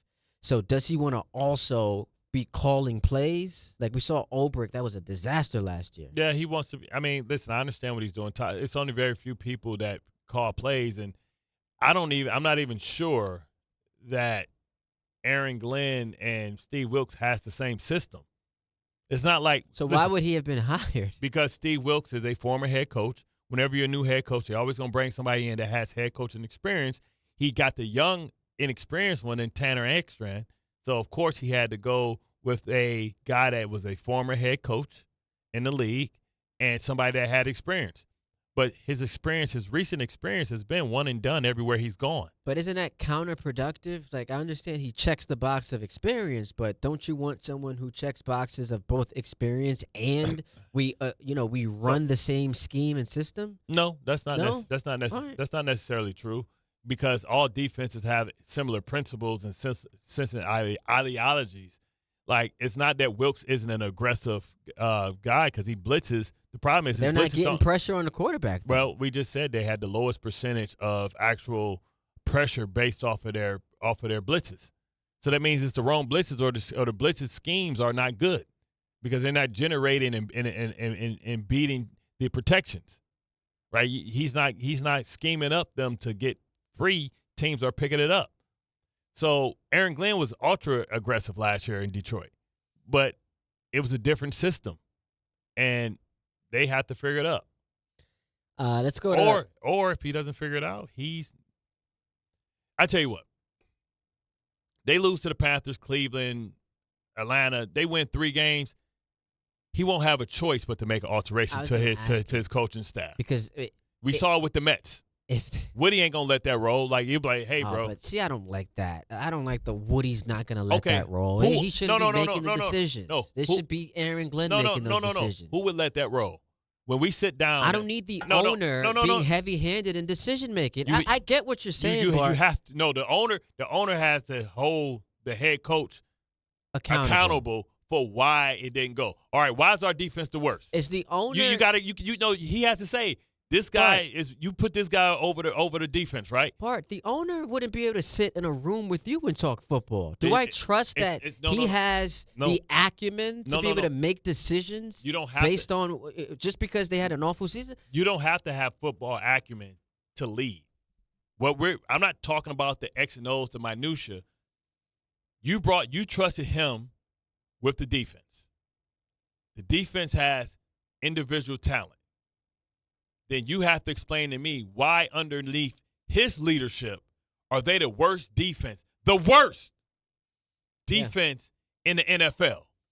And if you can't explain that, I agree with that. If he can't explain that, he can't say because you can't get you can't change all the players, but I can change the voice. I get that, and I'm not. We saw that with Sirianni. Yeah, we saw that with Dayball. They brought in Fangio. Listen, I'm not disagreeing with the principle that obviously if this season is a total disaster and, they're 3-14, they've got the worst defense, change needs to happen. What I'm saying is I would like for that change to be inspired by the guy that they put in charge, who they have confidence in to lead that change. Because this is Aaron Glenn's organization. I don't need Woody coming in and saying, all right, you need to get rid of the defensive coordinator. Well, I mean, Kyle Shanahan had to do it to the same person. They went to the Super Bowl, and he got rid of him. But this is different ownership. Maybe I trust San Francisco's ownership more. Not maybe. I definitely trust their ownership more and Philadelphia ownership more than I do the Jets. Woody Johnson, we saw that blow up in his face last year where he's making decisions. Let's fire the head coach. Let's bench Rodgers. Tony Adams. Let's bench. So I don't want to relive that. No, I got that, but that doesn't mean that he's meddling. It does mean he's meddling. But you put that out there. Well, the general manager should be putting that out there. Because ultimately, first they fired the coaches, then they fired the general manager. They never gonna fire the owner. Then they fired. I guess. So let me ask you this: do you think there's any chance? Is there any scenario where Aaron Glenn is one and done?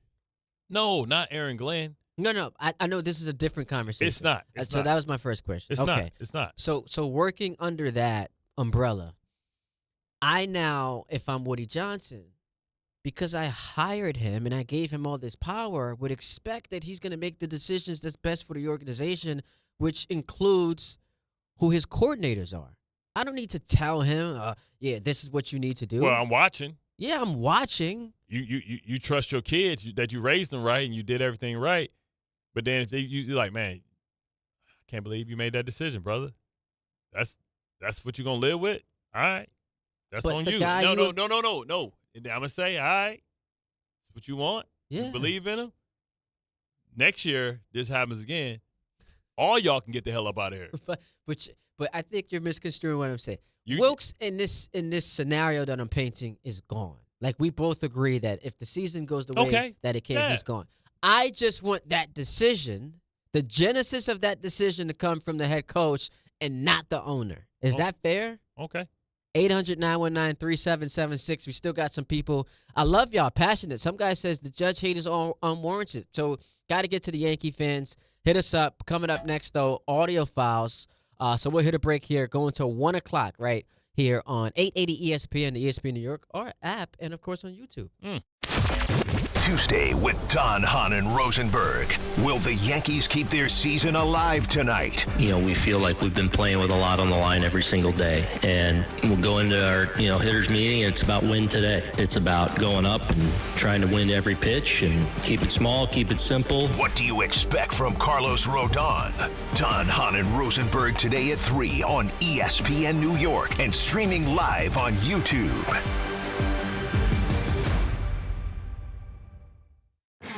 FanDuel is getting you ready for kickoff with an offer you won't want to miss. New customers can bet just $5 and get $300 in bonus bets if you win. That's right. Pick a bet $5, and if it wins, you'll unlock $300 in bonus bets to use all across the app. You can build parlays, bet player props, ride the live lines, whatever your style, FanDuel has you covered. The NFL season is finally here. The only question is, are you ready to play? Visit FanDuel.com/Rick to download the FanDuel app today and get started. You can build parlays, bet player props, ride the live lines, whatever your style, FanDuel has you covered. The NFL season is finally here. The only question is, are you ready to play? Must be 21 and older and physically present in New York. First online real money wager only. $5 first deposit required. Bonus issued as non-withdrawable bonus bets that expire 7 days after receipt. Restrictions do apply. See terms at sportsbook.fanduel.com. For help with a gambling problem, call 1-877-8-HOPE-NY or text HOPE-NY at 467369. At Uline, the prevailing opinion is, if you don't live it, you don't believe it. The people at Uline believe in hard work, and they live it by being there 24/7 to answer your call, having 41,000 items in stock, and offering same-day shipping from 12 locations across North America. Business owners, sellers, buyers, shippers, and packers believe it. Uline is the hard-working, dependable source for your shipping and industrial supplies. Visit uline.com. At City Harvest, we believe no New Yorker has to go hungry. With your help, we're on the road 365 days a year, rescuing over 77 million pounds of nutritious food and delivering it free to millions of New Yorkers, transforming surplus food into sustenance, sustainability, and smiles, rallying thousands of New Yorkers to power a network of nourishment across our city. One day, one meal, and one New Yorker at a time. That's how we feed good. Donate at cityharvest.org. The Association on Aging in New York is celebrating the 60th anniversary of the Older Americans Act, which funds vital programs for millions of older adults. Services include meals, transportation, home care, Medicare counseling, case management, and caregiver support. Today, people are uncertain whether some programs remain available. We can help. To learn more about these essential programs and how to keep them, visit our website at agingny.org. Sponsored by the Association on Aging in New York. Ballybet Sportsbook. Yo, Ballybet stacked for football season. When it comes to sportsbook apps, it's undefeated. Ballybet. Check out that brand new parlay zone. Here's the kickoff. Build your bets and place them right on your phone. What?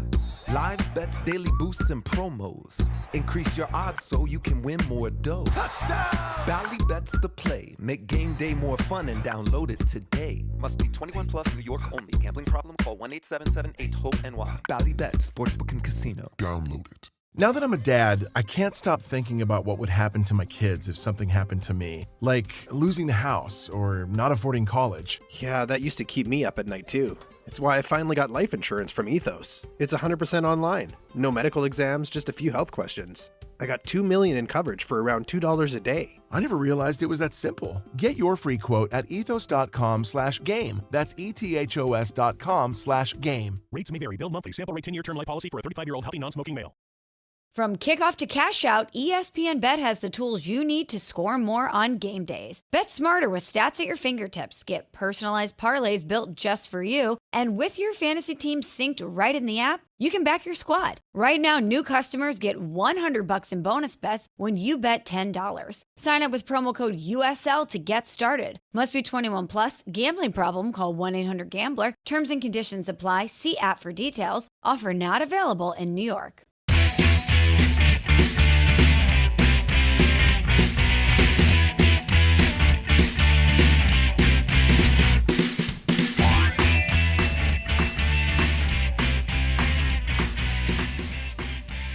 What was for breakfast today? Because I didn't see you coming in with any food. I was almost disappointed. That's like the... No, I've been fasting. Oh, you've been fasting? Yeah, so I haven't eaten anything but water. Eating anything but water? I haven't been drinking anything but water, consuming anything but water. Oh, okay. So you're trying to come down in weight? You got to... Not really. Just body fat percentage? Yeah. Okay. So, yesterday was my first day back spinning. Spin classes? Yeah. Oh. Because I know that gets my... I know it comes Heart down rate when I up. do that. Well, it's over 20 minutes, 40 minutes, 45 minutes of high standing at that zone. I know a lot of people like to walk and walking at an incline. You see the bodybuilders, they walk at an incline for an hour and stuff like that. That's cool. I'd rather do something that's moving, that keeps my mind moving for 45 minutes. Yeah, I'm back in bar class, which is the most difficult thing I do, is the bar class. But that'd be good for the core and to get in. I might start going to like classes because I'm a guy that I'd rather do a class than just sit there and say I'm gonna do my abs all by myself. So I'll go there and maybe take a core class. I'll find a core class at Lifetime or something, and I'll just entrench myself in that to get the core part. I know I do my jump rope thing where I jump rope for 3 minutes, then I do 30 push-ups in between as an active rest. Wait like 2 minutes, do it again, do it 5 times. You know what I'm saying? You end up doing like 150 push-ups. Good math there. 30 times 5? There you go. Yeah. That's that Lifetime membership, by the way, is pretty hefty. Yeah, I got it's 5 of us. You know what I mean? Oh, it's 5 of y'all working out together. That's a family. It's a family. Like legitimate family or? It's a family membership. Oh, it's okay. 5. I have 5 people in my family. Yeah, that's. Let me get ends on that. I like Lifetime. Yeah, your listening comprehension is bad.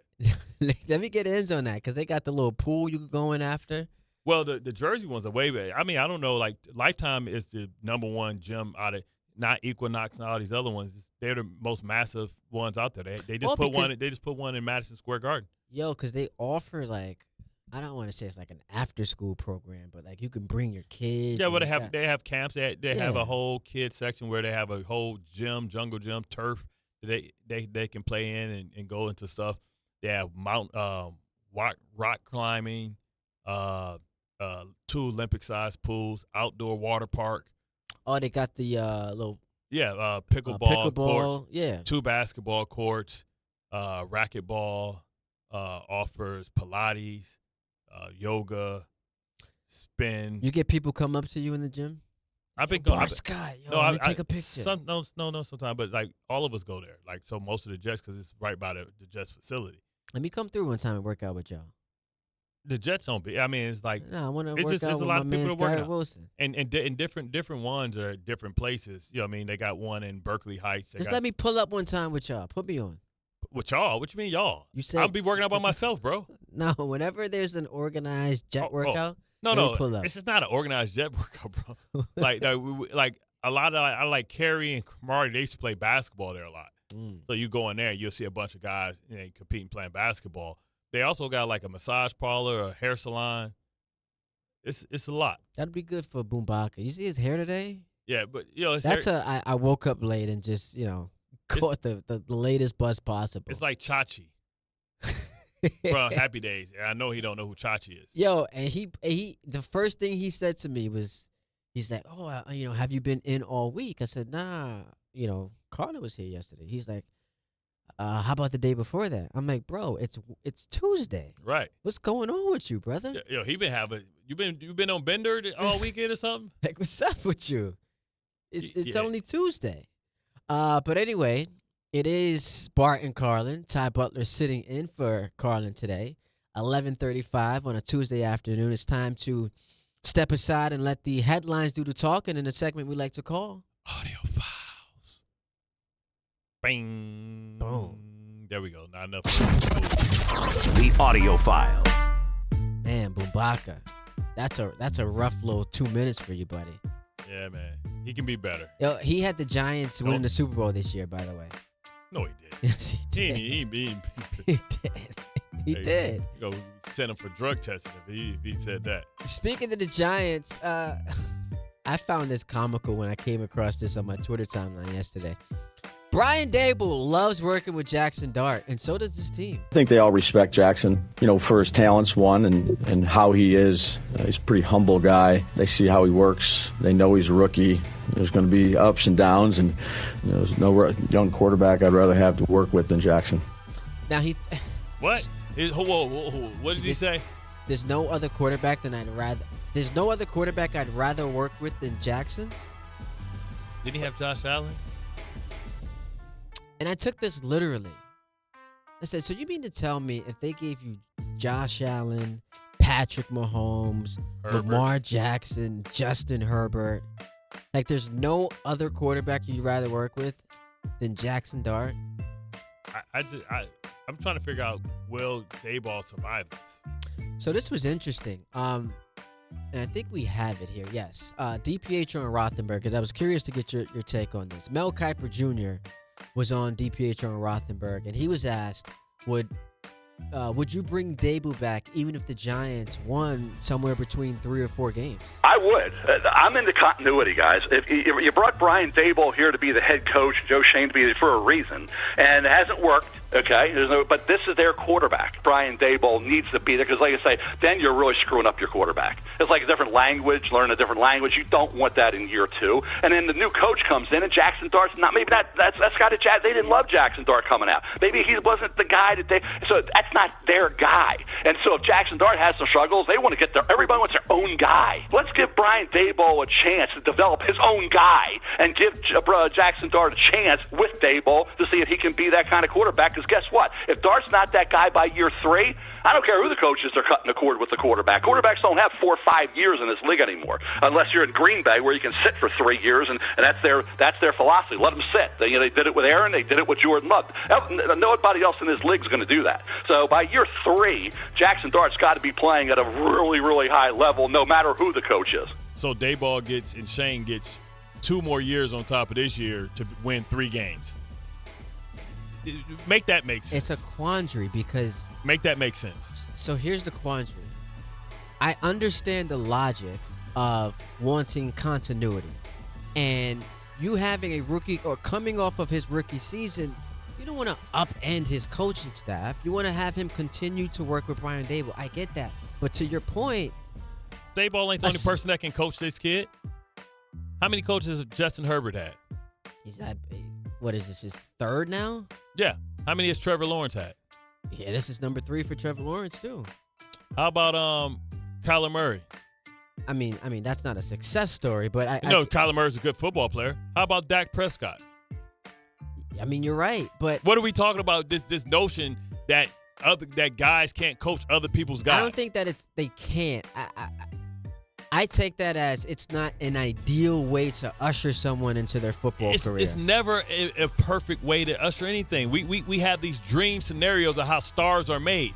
Brock Purdy was made how? He wasn't even supposed to be the intended player, star. Like, you can't, it's not, we have ideas of how we think things are supposed to be made, but that's not the way it always works, brother. I'm with you. Not everybody is a Sean McDermott and Josh Allen making heaven. How many coaches have Tua Tagovailoa had? So to your point, the Giants under Brian Daboll, 1936-1. They did have that 10-game losing streak, which was the longest in franchise history. offensive ranks have just been brutal outside of the 2022 season. I'm with you, man. Like I just can't see how they win 3 games this year, which is why that last week's loss was important, man. Because now you're set. You look at the schedule. That was the light spot. Yeah, like, and it's funny because everyone thought that's when you bring in Jackson Dart because the Saints stink.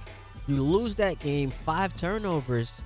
You look at are they going to be favored at any game at any point the rest of the season? No. Unless Dallas has nothing to play for in Week 18. You don't think they don't have? They're fighting for a wild card. Yeah, but I'm saying that's the only. It's no way. Yeah, maybe. It's no way. That's why we made these divisional things. And now we thought, oh, well, maybe they'll get the Commanders. And now Debo and Jaden Daniels are starting to look like they are clicking. Bad loss by the Chargers, by the way. Yeah, it all started with that block punt. No, the block punt. The fumble. They were driving to go up 17-0, and Johnston fumbled. Yeah, but even with that, the turning point was when the kid dived for the punt, and McConkey brought it back for a touchdown. Yeah, and they called a penalty. Right. That's where it went bad. And then all that stuff happened after. Yeah. Terrible. But yeah, that's an interesting decision because, all right, so this thing goes sideways. They're a 3-win team. Are you getting rid of both of them? Or depends on what's available. Does that give me the first overall pick? Because are we doing the Archie Manning thing again? No. No, it's whoever. Because that was like your big. Yeah, but it's whoever emerges. Like right now, the Martinez kid from Indiana is emerging. 6'5", strong arm. If he becomes that guy. If Jackson Dart plays well. That's the quandary here. If he plays well, but the Giants don't win, what do you do? Has he played well? I thought he was pretty good in his first game. I didn't think so. I mean, I thought he was full of energy, and he brought. So you thought he was bad in his first game? I can't reward 111 yards. I mean, but he did rush for it. It wasn't just the passing yards. Right. It was also what he did with his legs. It was some big-time throws on third down late in the game. That is a extremely low bar. Oh, I mean, he's a rookie making his debut in front of his fan base. His team's 0-3 against a really good, great Chargers defense, trying to save his coach's job. So you get graded on a curve, no? Not that big. Not that 111 yards, bro. That's not really a curve. No turnovers though. Yeah, but I'm saying he made up for that this week. Yeah, he gave over the ball 5 times. Well, not him. His team did. So what I'm saying is, like, it's been a lot. It's been a lot of guys that have debuted and was better than 111 yards. Now, what you want to say is he didn't crash the car.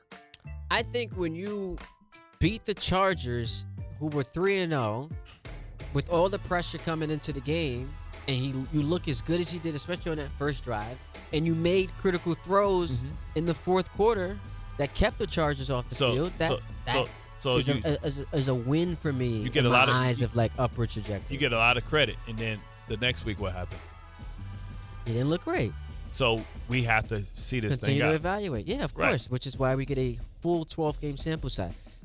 Speaking of sample sizes, Greg Olson doesn't need much of a sample size. He said the Jets hiring Aaron Glenn never made much sense, and this is courtesy of Barstool. The question that I always had, and this isn't a knock on Aaron Glenn, because I think he's a good coach and has, obviously his time in the NFL is pretty impressive, but you had Robert Saleh, who was everything they said that now Aaron Glenn was hired for. Culture, attitude, defense, leadership, all those things are true. That was why they hired Robert Saleh. And then about a year ago, almost to the day, they fire Robert Saleh. At the time, he's got a top 5 defense in the league. The Aaron Rodgers thing hadn't gone according to plan. Offensively was their issue. So they fire their defensive coach to hire a defensive coach to only get worse on defense and still not be good on offense. I just don't understand what these organizations are doing. That's probably, if I was a Jets fan, that'd be my biggest frustration. But I think it's just bigger than the coach, bigger than the quarterback in New York.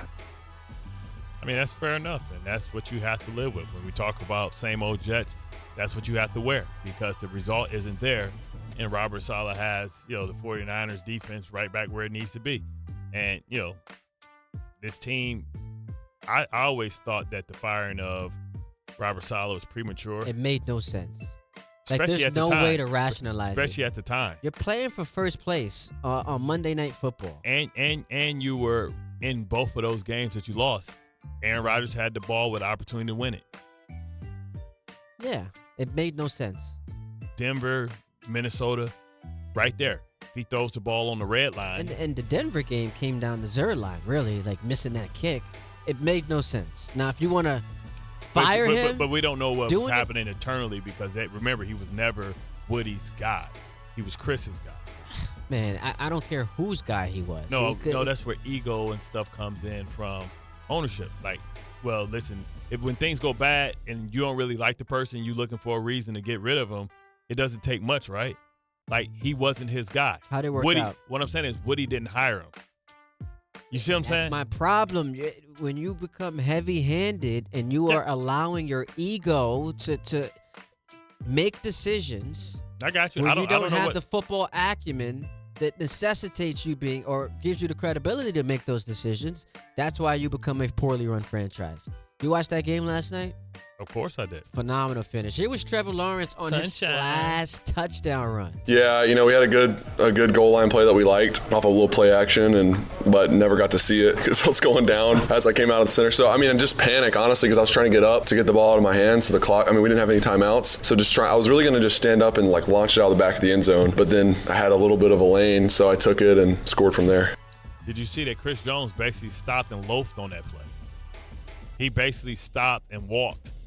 And Trevor Lawrence ended up kind of where he would have been if he would have been running.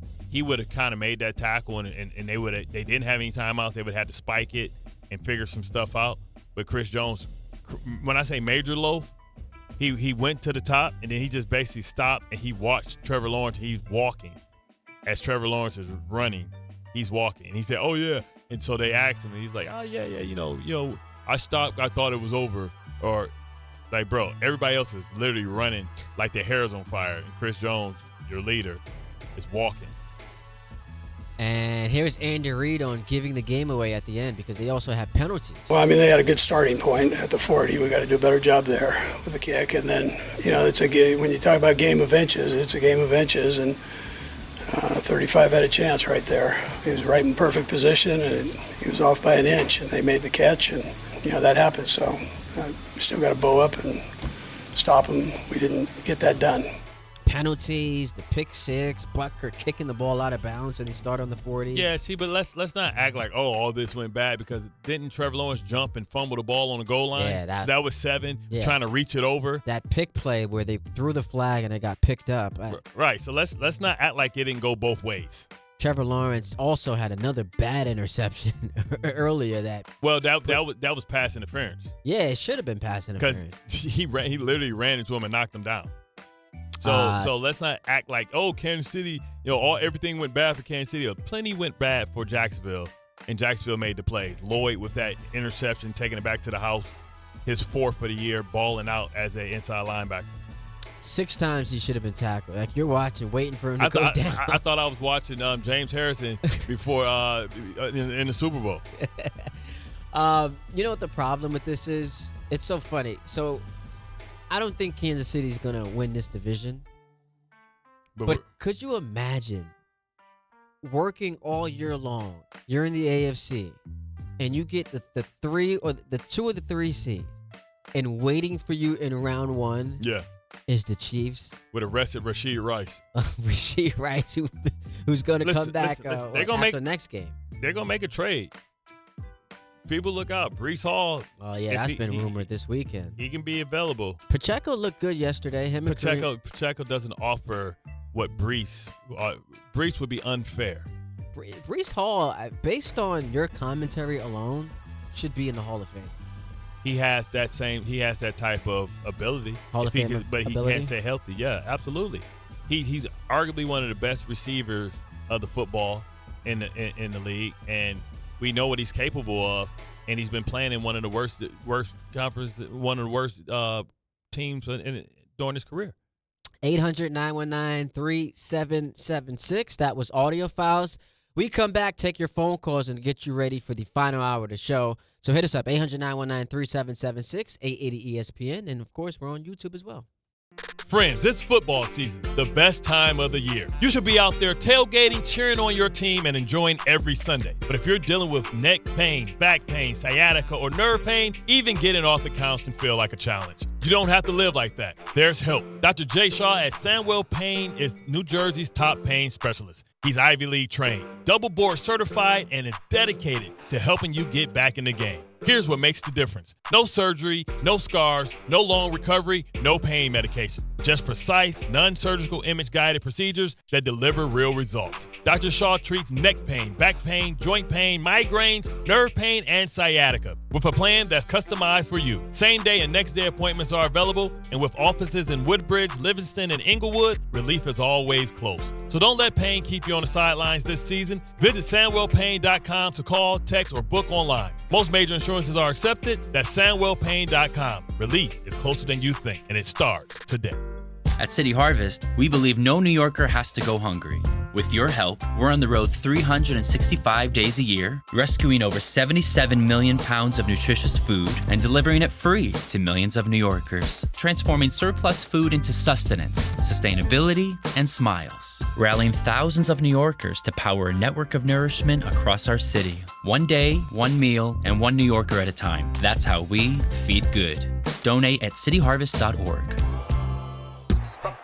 Ballybet Sportsbook. Yo, Ballybet stacked for football season. When it comes to sportsbook apps, it's undefeated. Ballybet. Check out that brand new parlay zone. Here's the kickoff. Build your bets and place them right on your phone. What? Live bets, daily boosts, and promos. Increase your odds so you can win more dough. Touchdown! Ballybet's the play. Make game day more fun and download it today. Must be 21 plus, New York only. Gambling problem? Call 1-877-8-HOPE-NY. Ballybet Sportsbook and Casino. Download it. Right now, police are stepping up patrols to make sure drivers and pedestrians obey our crosswalk laws. Why? Because every year in New York, people are injured or killed just crossing the street. So remember, pedestrians, obey traffic signals and use crosswalks. And drivers, yield to pedestrians in crosswalks. If you don't, we will educate you on the law. And you may get a ticket, because tickets get attention, and that saves lives. A message from the Governor's Traffic Safety Committee. Getting the right mattress helps you sleep at night. Getting the right price helps you sleep even better. At PC Richard & Son, they don't just sell you a mattress. Their experts use a 4-step fitting process to make sure your new bed fits you perfectly. The right fit, the right price, plus free delivery. It's what they do, only at PC Richard & Son. Free delivery on mattresses $199 and up. Excludes Manhattan. See stores for details. Just printed from the Erie Canal Press, the most coveted ticket, New York Lottery's $1 million raffle, hath arrived. 15 fortunate souls shall come into the fortune of a millionaire. Translation, the $1 million raffle is here, and 15 winners are going to become millionaires. The New York Lottery commemorates 200 years of the Erie Canal with your best odds of winning $1 million. Limited tickets available. Ask your local retailer today. Please play responsibly. Must be 18 plus. Gambling problem? Call 1-877-8-HOPE-NY or text HOPE-NY. Actual price will depend on product and subscription plan. Featured products are compounded drug products, which the FDA does not approve or verify for safety, effectiveness, or quality. Prescription products require an online consultation with a healthcare provider who will determine if appropriate. See website for details, restrictions, and important safety information. Want a boost in and out of the bedroom? Hims has you covered. Introducing a new 2-in-1 approach to level up your game. Tadalafil for better bedroom performance and zinc for testosterone support. Put it all together and you've got what you need to turn things all the way up. Getting started is simple. Just go to hims.com/joy to start your free online visit. Through Hims, you can access ED treatments including pills, chews, and more. 100% online.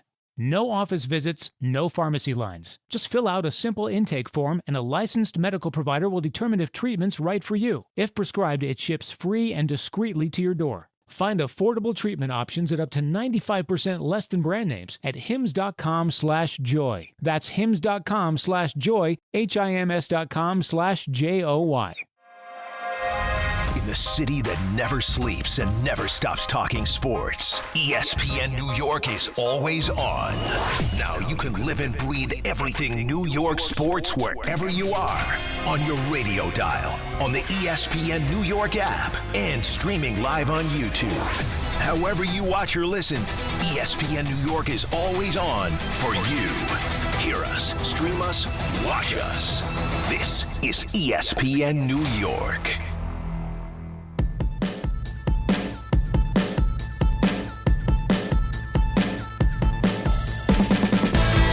Let me hit you with something real quick. So I'm on my way here to the station as you're stuck in what you call traffic. I don't know if I believe it. I just think that you woke up late. But anyway, Shams has a story that the Knicks and the Bucks did engage in conversations this past summer, this August, centered around a potential Giannis trade. I found this part interesting.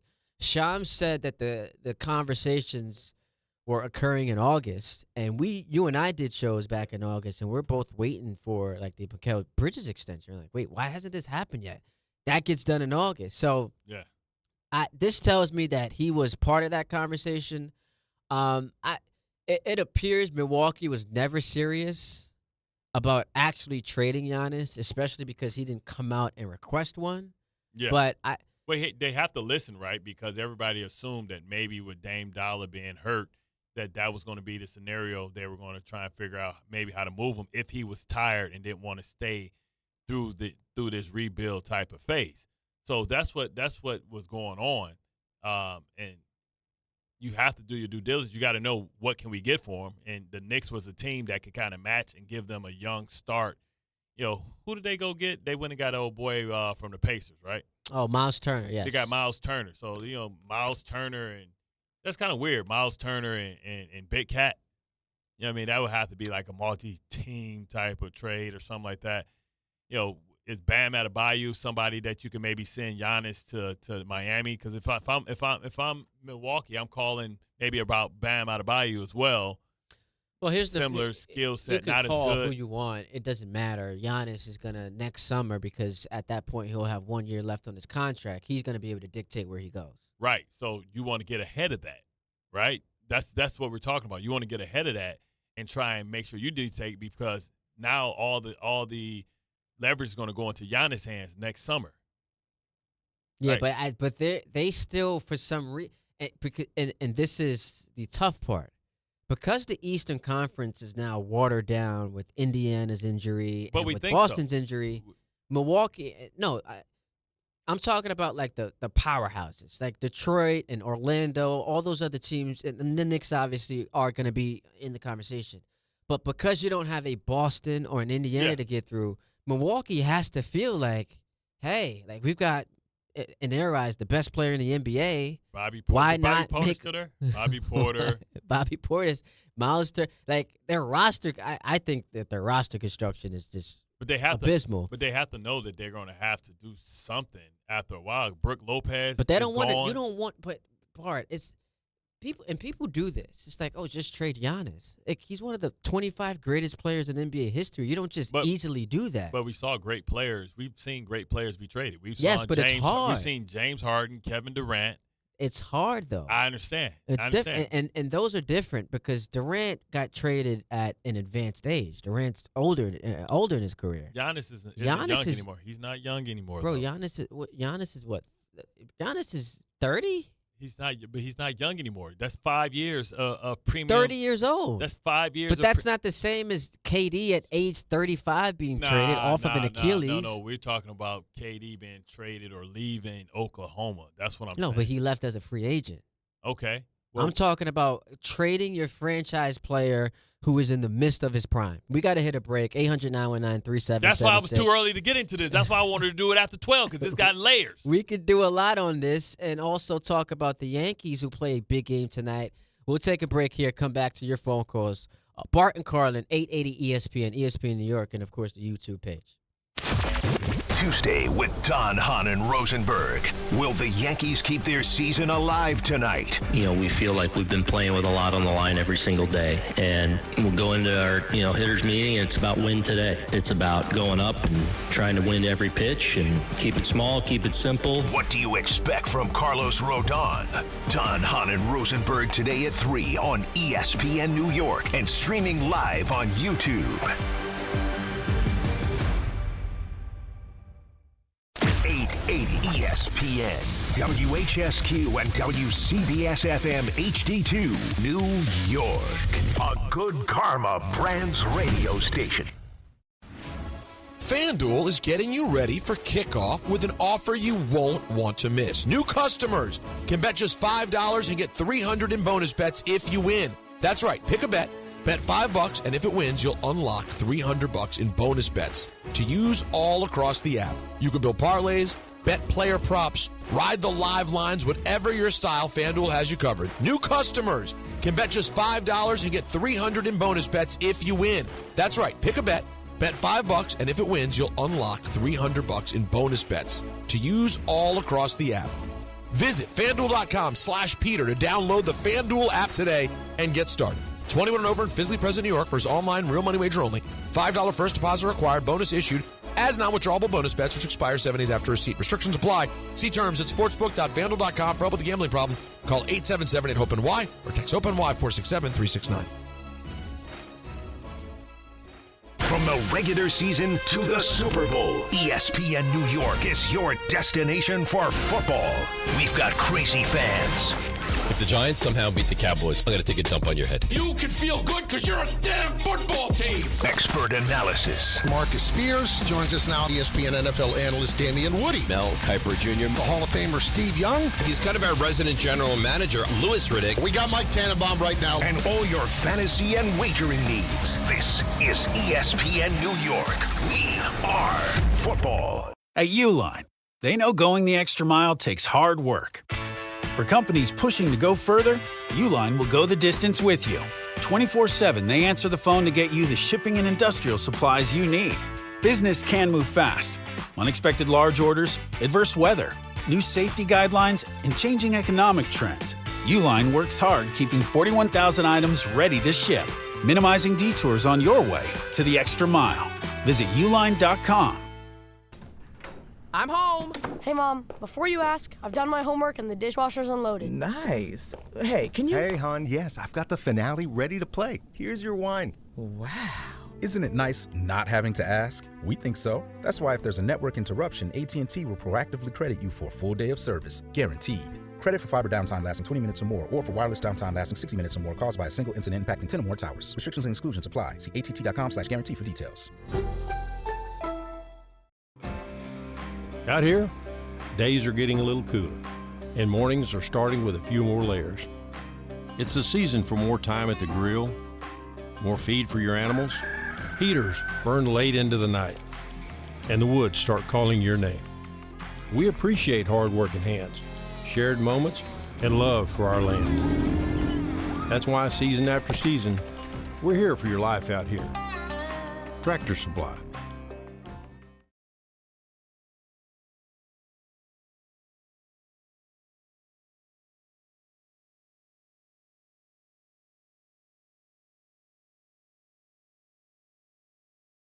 Listen, I just love consistency. Wasn't here at the start of the show. Not here at the start of the final hour of the show. I appreciate the consistency. Ty Butler in for Chris Carlin. Bart Scott with a smile on his face coming back into the studio. Was this another food break? No, I went out there and wanted somebody from the sales department to say, hey, I talked to Prudential about retirement, and you know maybe you can do something for the retirement and host events. I'm like, yeah, thanks. But, I was trying to come in here, but they stopped me. They was coming right at the sales department. So what I'm supposed to do? Move! I was supposed to stiff arm. I was supposed to give him a Gannon punch to the chest. We value promptness. There's too much said about, what people like us and how late we show up to events. We got to cast those aspersions aside. I'm always early. Always early. Always early. Because I went to a military junior high school and high school, they said if you're not 30 minutes early, you're late. That's just dumb. That's 30 military style. 30 minutes is dumb. I don't care if it's military style, Navy, Marvels. I don't care what it is. That's dumb. If you want me to be 30 minutes early, that's on time. That's dumb. Even Tom Coughlin would say, "You big dummy." Wasn't Tom Coughlin's policy? He's 5 minutes. 5 minutes. 5 early? minutes. Right. Well, 30. If it starts at 12, be there at 11:55. Now, so here's the interesting thing, though. 30 minutes early would be beneficial for you because it gives you the opportunity to eat all your wings and consume your smoothies and. See, Bubaka, what it feels like when somebody judges you that hasn't been around you in 4 months? I'm not judging you. I'm just No, I'm giving you advice. what I'm saying is you take this as judgment. I call this advice. Bubaga, he's going off of summertime Oh. game plan scouting report. You need a refresh scouting report on who your boy is. So things have changed? Things change. I've got to watch the tape and see how he's developed as a player? What I want you to do, Bubaga, I want you to go get I want you to go get 16 blocks, most def, and that quote when he talked about him, Barry White, and whoever the character is there, like that people change. It's a big quote that he has on there because remember he was a criminal. He just wanted to do something right, and they were trying to pin him. Have you ever seen 16 blocks? Yeah, we could have just done though. Sam Cooke, a change gonna come. No, I like that because he talking in that voice. He like Barry White, me, and Jack Mosley. People can change. Enjoy your birthday, what? Jack Mosley. You sound like the dude from House Party. That's how most Def talk. That's how he talked in 16 blocks. Remember? I don't remember the scene. See, I'm a movie guy. I got a movie quote. You? I got a movie. For everything. Exactly. It's like Hove has a bar for literally every situation. Bart Scott's got a movie. I like that. Bart Scott's got a movie quote for everything. You know what else Bart Scott has? It's 12 o'clock on this Tuesday. What does that mean, Bart Scott? It's the power hour.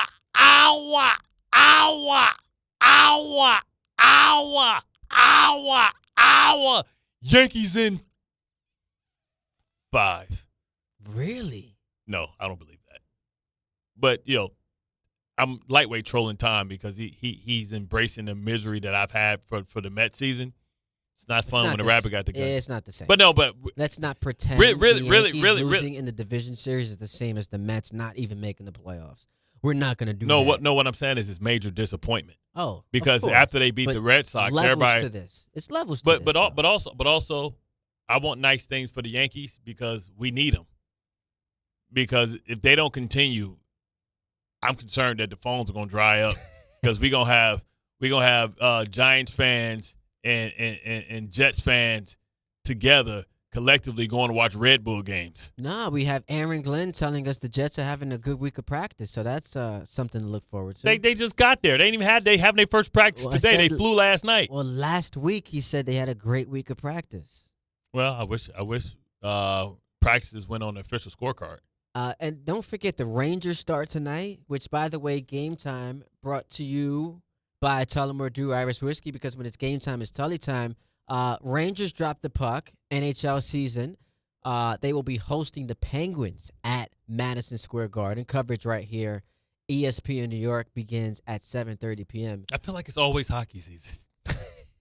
Like they might get the least rest. Like that's why they can't.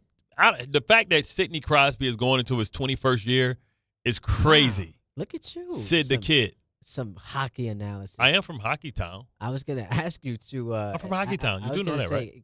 I was going to say, give me where the Penguins play, and I'll Venmo you $1 just to see if you were on your game. You would have lost your $1, brother.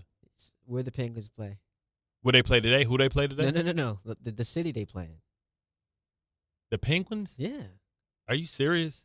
With the black and yellow. Yeah, where do they play? Black and yellow. Black and yellow. Black and yellow. Do I need to explain it? Yes. Pittsburgh. Khalifa. Okay, I just wanted to make sure you knew. Black and yellow. Bro, come on, man. Make sure you knew. I got to make sure. Bro. This dude, he tried I'm not trying to play you. I'm just making sure. 8 p.m. the Yankees face elimination against the Blue Jays up in Boogie Down. You can hear that game on 1050 ESPN. 4 o'clock, Tigers-Mariners in Detroit for Game 3 of their ALDS series. You can hear that game on 1050 ESPN as well. Tullamore Dew, the original triple distilled, triple blended, and triple cast matured Irish whiskey. Be sure to grab a Tullamore Dew or try the new Tullamore Dew honey during today's action. Glasses up to enjoying Tullamore Dew responsibly. Yankees win tonight, yay or nay? I think it's too much emotion in there. I think they definitely win tonight. And then everybody's going to put their hopes on the kid. If they lose, they could lose underneath the kid. Cam Schlittler? Yeah, I can't. I mean, listen, we rock with the slit, but we'll see. If not, then Freed's going to have to exercise some demons by going back into the House of Horrors, because now it feels like the Blue Jays are in his head, where he thinks that they figuring something out. They're cheating. They're doing all this type of stuff. I don't like that. Yeah, like That's just take the L. Right, you don't do that when you lose. Like you can believe that, but it sounds like you're making an excuse. It's loser talk. That's what it is. And that's what losers do, and that ain't you. So a couple of things. You just missed it. I just hit you another movie quote. What movie is that? Boombaka. I said, losers do that, and that ain't you. Like blaming things like a big shadow. Okay. Now, you're my son, you're my kid, and I love you. But until you start seeing yourself and believing in yourself, you're Rocky Balboa, man. Oh, okay. Come on, son. Okay. How long? But he going to ask me about the damn Penguins. Yes. No, you're right. You're right. After I just told him Sid the Kid going into his 21st year, he going to think I don't know where Sid the Kid damn plays. He cheating. I take the hell. He cheating. Come on, son. Couple things tonight.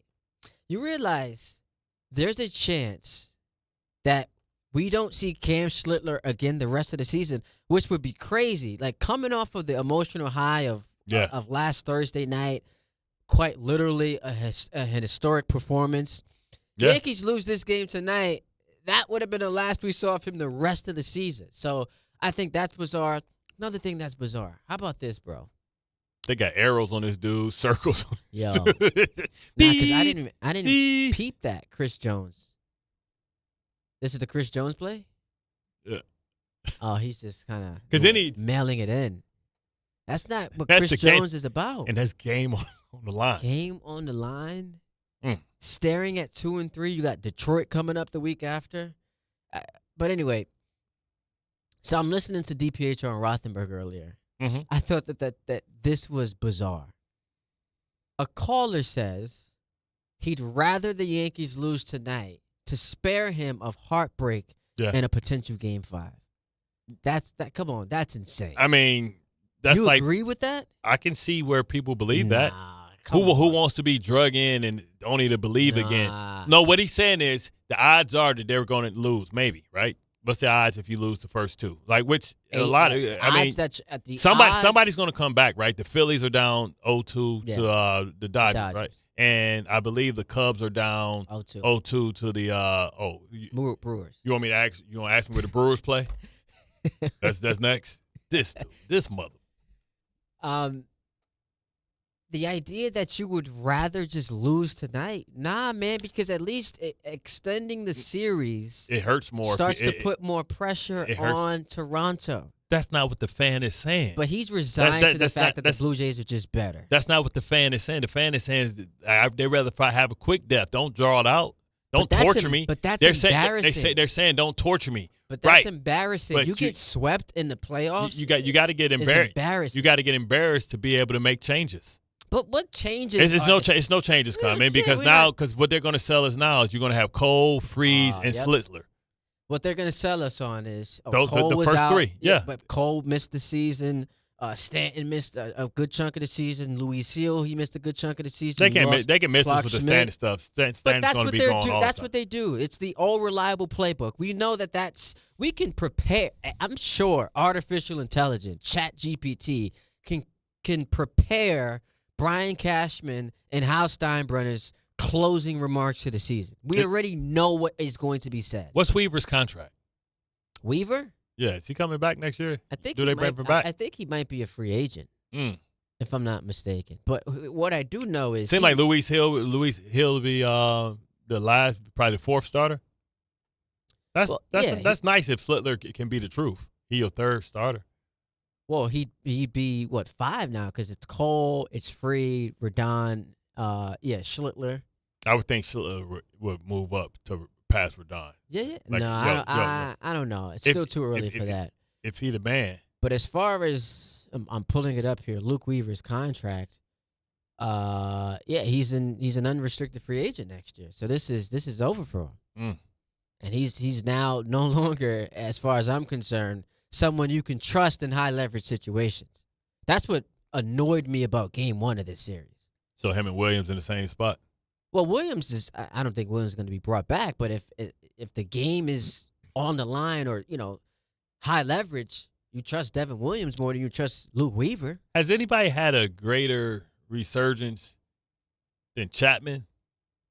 I thought he was dead to the water. Yeah, arguably his best season with the Red Sox, and then had that save in Game 1 against the Yankees. Cocaine's a hell of a drug. Wow. No, I'm just playing. he on something though. 'Cause he jacked up on Mountain Dew, bro. So we've got the Yankees on the table. We could potentially be 11 hours from their season being over. I can't comprehend that. After how excited I was last Thursday, if they turn around and get swept by Toronto, the phone calls that will be taken on the show tomorrow. Boone, Cashman, Judge, power rank those guys as far as like who in the moment you blame the most. Well, Boone always gonna get it, right? They'll say he did something wrong. Judge is the next guy, then Cashman, because he didn't build a good enough team. So they go Boone, Judge, Cashman. I guess it depends on what happens with Judge tonight. Judge goes 0 for 4 with 3 strikeouts and they lose. He's going to get annihilated tomorrow. Annihilated. Yeah. Like, you're no Derek Jeter. Which, I mean. You're Derek Jeter. People kept You're saying. You're cheating us out of our wins. He's a better player. You're a false prophet. He's a better player, but you got to deliver in October. We just got into it. You're Samson with no hair in the playoffs. You didn't get a chance to continue your thoughts on the Giannis thing. We talked about Shams having that report. The Knicks and the Bucks this past August were having conversations about a potential Giannis trade. Did not happen. So Giannis stays in Milwaukee. But I wonder if it changes your perspective because everyone, including myself, comes into the season and has this idea that it's finals or bust for the Knicks.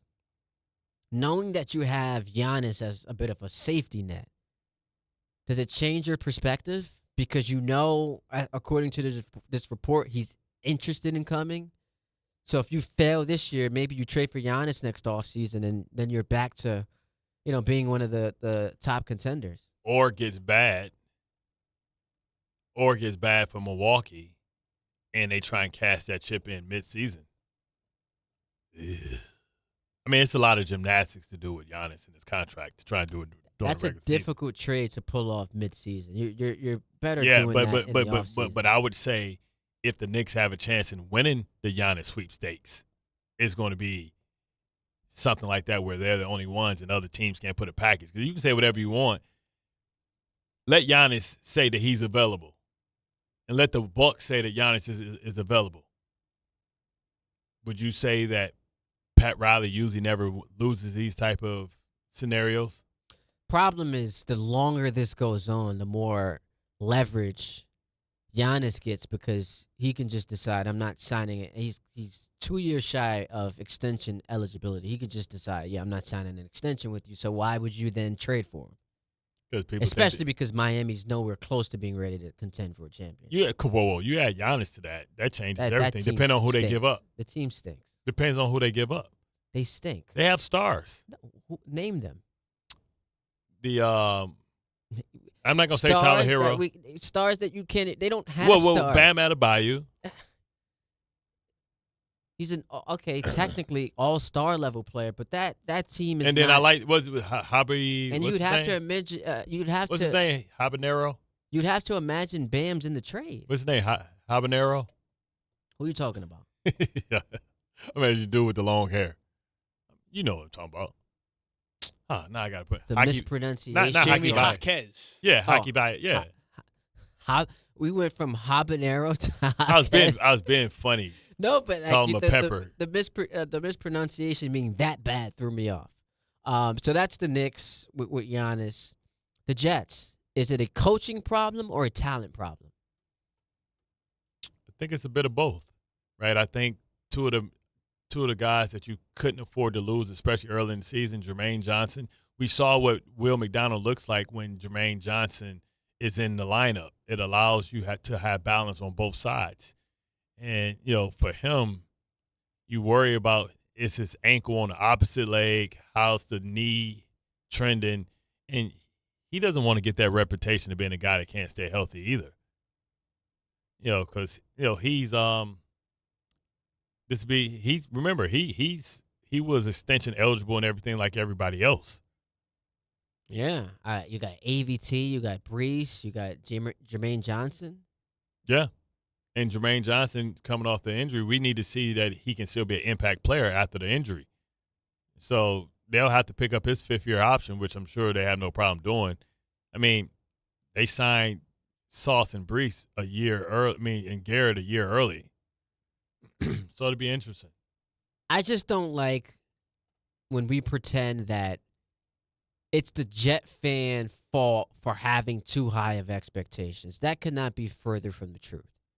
This idea that the Jets coming into the season, nothing was expecting for them. Yes, something, not making the playoffs, but to look better than you did last year, to appear to be a team that was better coached, more disciplined, and to not, through 5 weeks, be the only team that's winless. So, yeah, I think every Jet fan has a right to be irate, to be disgusted, to have a little bit of disengagement. And, Aaron Glenn, while you don't think he'll get fired after 1 year, you don't think he's going to be a one-and-done guy, you're 2-3 wins, that means next year he's on the hot seat, right? Nah, they'll give him 3 years. If they're a 2-win team, you don't think he's on the hot seat next season? Nah. Really? They don't give him 3 years. That guaranteed money, that money hit hard. They're probably still playing Salah, and they playing Glenn. They're not going to do it again and be playing Glenn and then somebody else again. Yeah, I forgot the Jets, that's a team. They're cheap when it comes to coach. Like, a lot of coaches out there making $14, $16 million. Like, I don't think the Jets have ever paid a coach over $10 million. That's Jack Mosley? You got it? Play it for us, man. We got it. Say, people change. Jack Mosley. Oh, you didn't find the people change? Oh, you just got that part. I'm going to find the Jack Mosley. Are you going to play it for us? No. I'll just show you. 800-919-3776. Billy in the truck has been waiting patiently. What's up, Billy? Yo, what's going on, guys? Thanks for taking the call. Appreciate you making it, dog. What's going on? I'm listening all day, and especially the afternoon show. Like, I don't know if I missed something. Is Judge become the new Ohtani now? Judge gave up 23 runs in the last 2 games. I just think it's a joke how much hate we're putting on him this postseason. When career postseason he's batting 200, now he's batting over 400. And yeah, he's not hitting the home run or anything like that, but there's other guys to blame too. What about Rice? What about Belly, Stanton, Weaver, Fried? All those guys. But that's like LeBron. Like, when you're the greatest player, arguably in baseball, you're going to get that's just it comes with the territory. It's not like he's just the best player on the team. It's not like he's just the best player on the team. He might be the best player in baseball outside of Ohtani. But hold on though. When we're talking about that game 1 there, what was he gonna do if he didn't swing at that ball? He was gonna take a walk. Yes, correct. Which would have been productive. What did Stanton do right? What did Stanton do right after that? No! Stop that! What was that gonna do? Billy, let's have a conversation, because you are being disingenuous, because you're skipping over to Stanton, and the Bellinger at bat happened. So if he takes a walk there, Bellinger walks, it's now a 2-2 game. It's a 2-2 game. I think if Judge walked there was no way Belly got walked on a 4-0 count. He hadn't done anything. How is there that doesn't even make sense. If he walks the first guy, there's no way the second guy walks. That doesn't even make sense, Billy. And by the way, so you want to take shots at Ohtani, which I guess is fine. How did the Dodgers playoff run this year? Because you exaggerated. He's giving up 23 runs. How did the Dodgers playoff run this year start? With Ohtani hitting a bomb. That's how it started. So we don't need to do the Judge Ohtani comp. My point is, you're exaggerating to make your point, which means that you have less of a point. The other thing is, he's batting .444. The dude's an MVP. We know he can hit singles. We're talking about being productive in the biggest situations, which he did not do in that game one. Chance to break it wide open.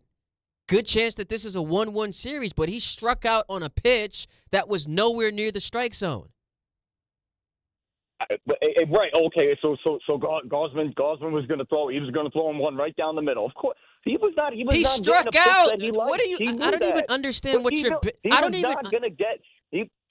I don't even understand the point he's making. Billy, what's your point? Because now I'm getting agitated. My point is that doing this one at bat is basically, to me, saying, the Giants are just like one tight end away from really making something happen here. I don't like they still got boat race 13-2. Yes, that still happened. That was still, they still got boat race the rest of the game. Yes, Billy. The trajectory of the game, and I appreciate the call. Actually, I don't. The trajectory of the game changes if he picks up a big hit in that spot. Because now Toronto, who had been coasting the entire game, is feeling some pressure. And now that affects what Boone does, decision-making out of his bullpen. So, if the Yankees lose this series, is it 100% on Judge? No. No one's arguing that. But what we are saying is a guy who is on the doorstep of winning his third league MVP, best we can say about him is, oh, yeah, he hit a couple of singles. That's not good. That's actually disrespectful to Judge. He's batting .444. He had and people forgot this.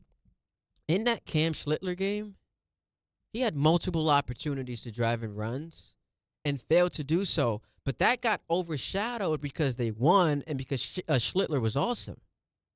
But this is consistent, man. We almost got one, Ray. Yeah, we almost did. Ray, we almost got one from Baca. Did you see A-Rod this past week? We almost got it. We almost got an Hitler. Yo, did y'all catch A-Rod this past weekend? No. Oh, and he talks slow, so for him to do it, it had to be real crazy. Oh man, but that's never. I'm impressed that that's never happened to me before. It still didn't, but it was close. It was right there. Just like this morning, I'm coming back. I'm coming back from the gym, but in the gym. Oh, you already worked out? Come on, don't try to play me. The stomach was bubbling. Oh. And I was like, oh boy. You couldn't make it? You had to decide, do you do it in the gym or do you go home? Yeah, so the gym thing, I only do it in the gym if I'm going to run right after.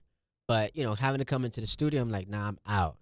So I get to the crib, and your body knows. Your body knows that you're close, so it start pulling out quick. I actually you looked start this releasing. Up. You stop clenching. There's a brain activity function that happens. It's called release when comfort. Your body knows it's home, so it's like a real scientific thing. I got it because on vacations, a lot of people get constipated on vacations. So they get home. Yeah.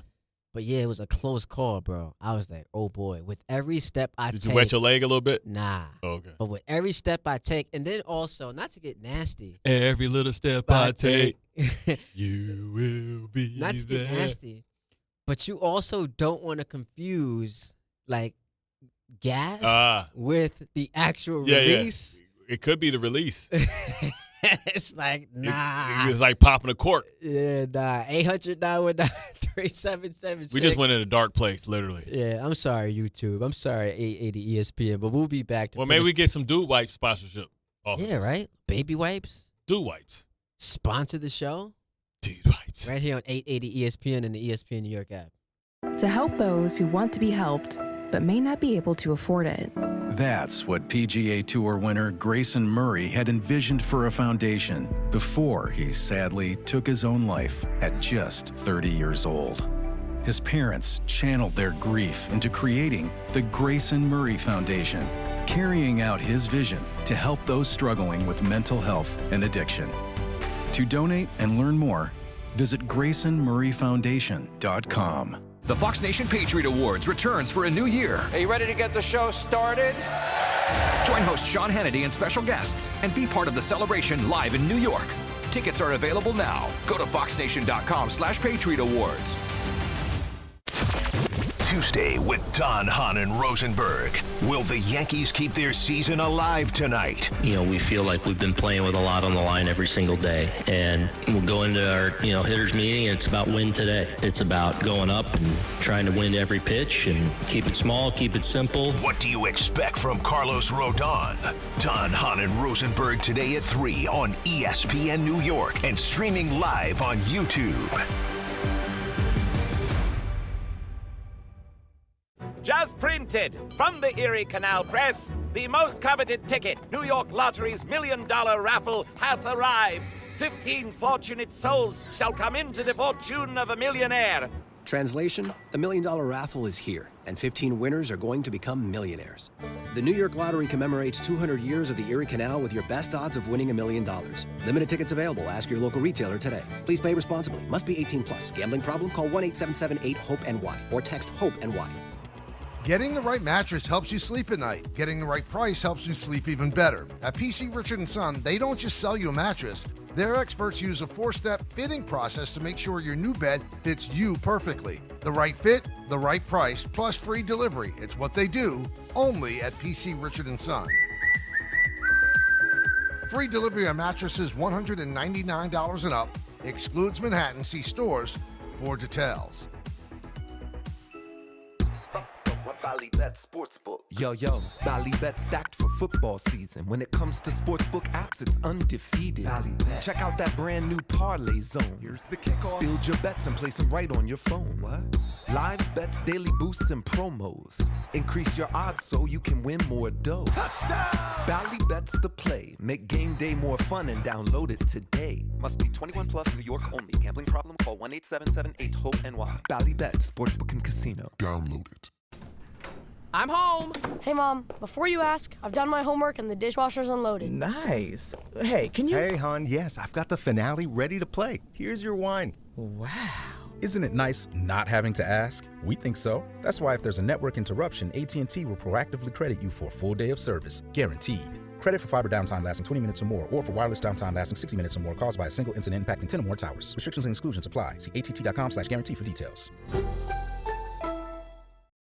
This college football moment is brought to you by ServPro. College football teams have moments they recovered from and made it like it never even happened. Like on September 24, 2016, when Tulsa found themselves down 31-0 to Fresno State. With 10 minutes left in the second quarter, Tulsa fought back to tie the game at 41. And then won 48-41 in double overtime. ServPro, like it never even happened.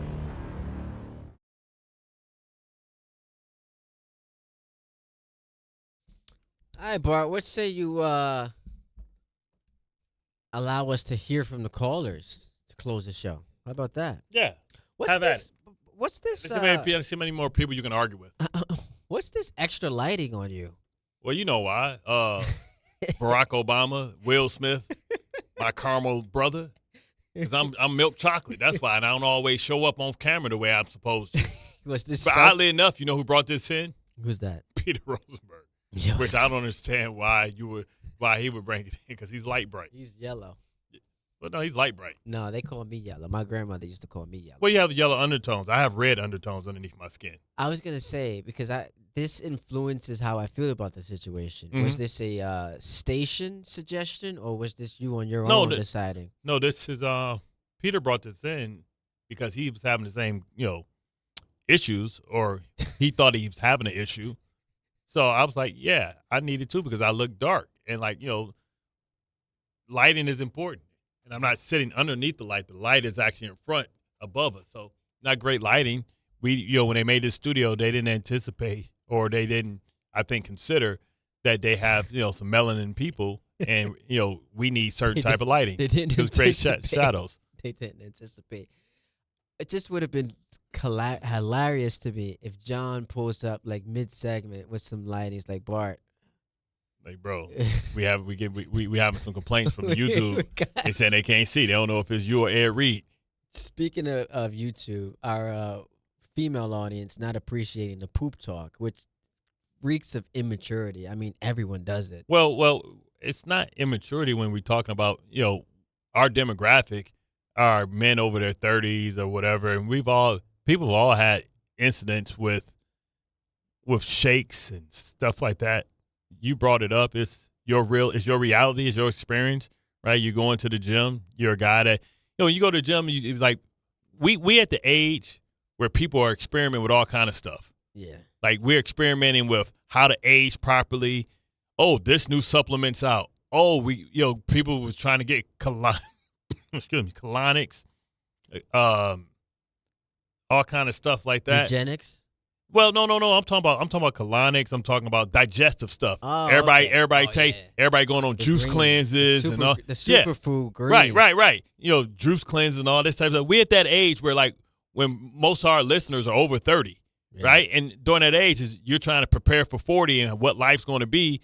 And so poop talk is a reality, a real thing. Like, I used to, like, laugh at, like, my parents and stuff like that. They had the Metamucil and the fiber drinks, and they was like, man, what y'all doing? Yeah, now you like what you mean you can't be regular? Yeah, you understand. The colon cancer and all that type of stuff is real stuff. Prostate cancer. So this is us really talking about health and wellness, which is right on par with what we talk about. I love it. 800-919-3776. Curly calling from my old stomping grounds in BK. What it do, baby? What's up, man? I've listened to ESPN for forever, and I've never really called, so this is the first time calling. You brothers look really cool out there on YouTube, man. Y'all look like some G's. But I'm mainly calling because of the Judge talk. I think there needs to be another sort of narrative put out there that is not being put out there, right?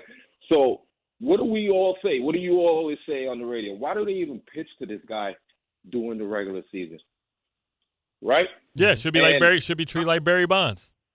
Exactly. So when it comes to playoffs, we know they're scrutinizing, they're game planning. When they're sitting in the back rooms, the other team, what are they saying? We're not giving Judge anything to hit. We're going to give him one pitch that looks good. Keep us in the at bat, right? And then it's a bunch of garbage after that. So Judge cares too much. Judge has to realize that he's got to let the guys behind him do it. Like, he's got to take the walk. Like Juan Soto, right? Yeah. Pass the baton. No, but Curly, to his credit, Judge has done that, and which is why and I appreciate the call, which is why we were just so alarmed that he swung at that pitch in game one. Because Judge is not some egotistical maniac who's like, nah, I got to be the guy to come up with the big hit. He'll take his walks, as we've seen him do throughout his entire career, as we've seen him do throughout the playoffs. It's just that at-bat in game one was a tone setter. That was a statement moment, and he failed. He flopped and could ultimately become the defining moment in this series should the Yankees go on to lose. See, but also that lets you know that he hears the critics as well, and he's pressing. And, Barry Bonds, in his heyday, like when he was put it out into the ocean, or to the wherever in San Francisco, put it into the Bay. Petco. Yeah, and put out there. He knew he was only getting one or two balls to hit, maybe a game, but he got them. And for us to believe that Judge should be doing the same thing is just a testament to how great we think he is. Yes. So it comes with the territory. Exactly. We're just surprised that it's not happening. That's all. Joe's in Florida. What's up, Joe? Hey, what's up, guys? How's everything? Good. Bart, you're an animal. Bart, you're an animal. I still use your line from back in the day. Can't wait. No doubt. And Ty, I talked to you a lot, Ty, back in the day when you were with Dave in the morning on Saturday. Appreciate you, man. Caller, John, Ty, I don't know how you didn't hang up on that caller quicker. Oh, Billy? Man. Yeah, he was being nice. Oh, my God. Listen, I've been watching sports my whole life. I love Aaron Judge. That guy's got to do something. It can't be an infield single and everybody throw their hands up. No, I'm with you, Joe. Listen, I appreciate the call. It also can't be you're down 7-1. All right, so here's a double.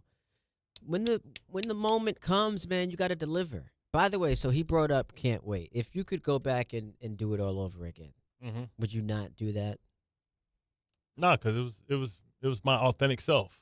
I know, but wasn't some tagline, punchline, any of that type of stuff. No, I mean it's part of my history. You take the good with the bad, and that was part of the good. I just take exception to, and I've said this to you before. Since then, I've been waiting.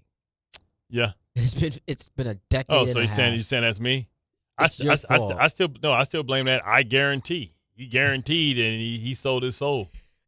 It's like part of it is irony, where can't wait, and then ever since then we've been waiting. Yeah, it's your fault, bro. You waited the next week because we lost.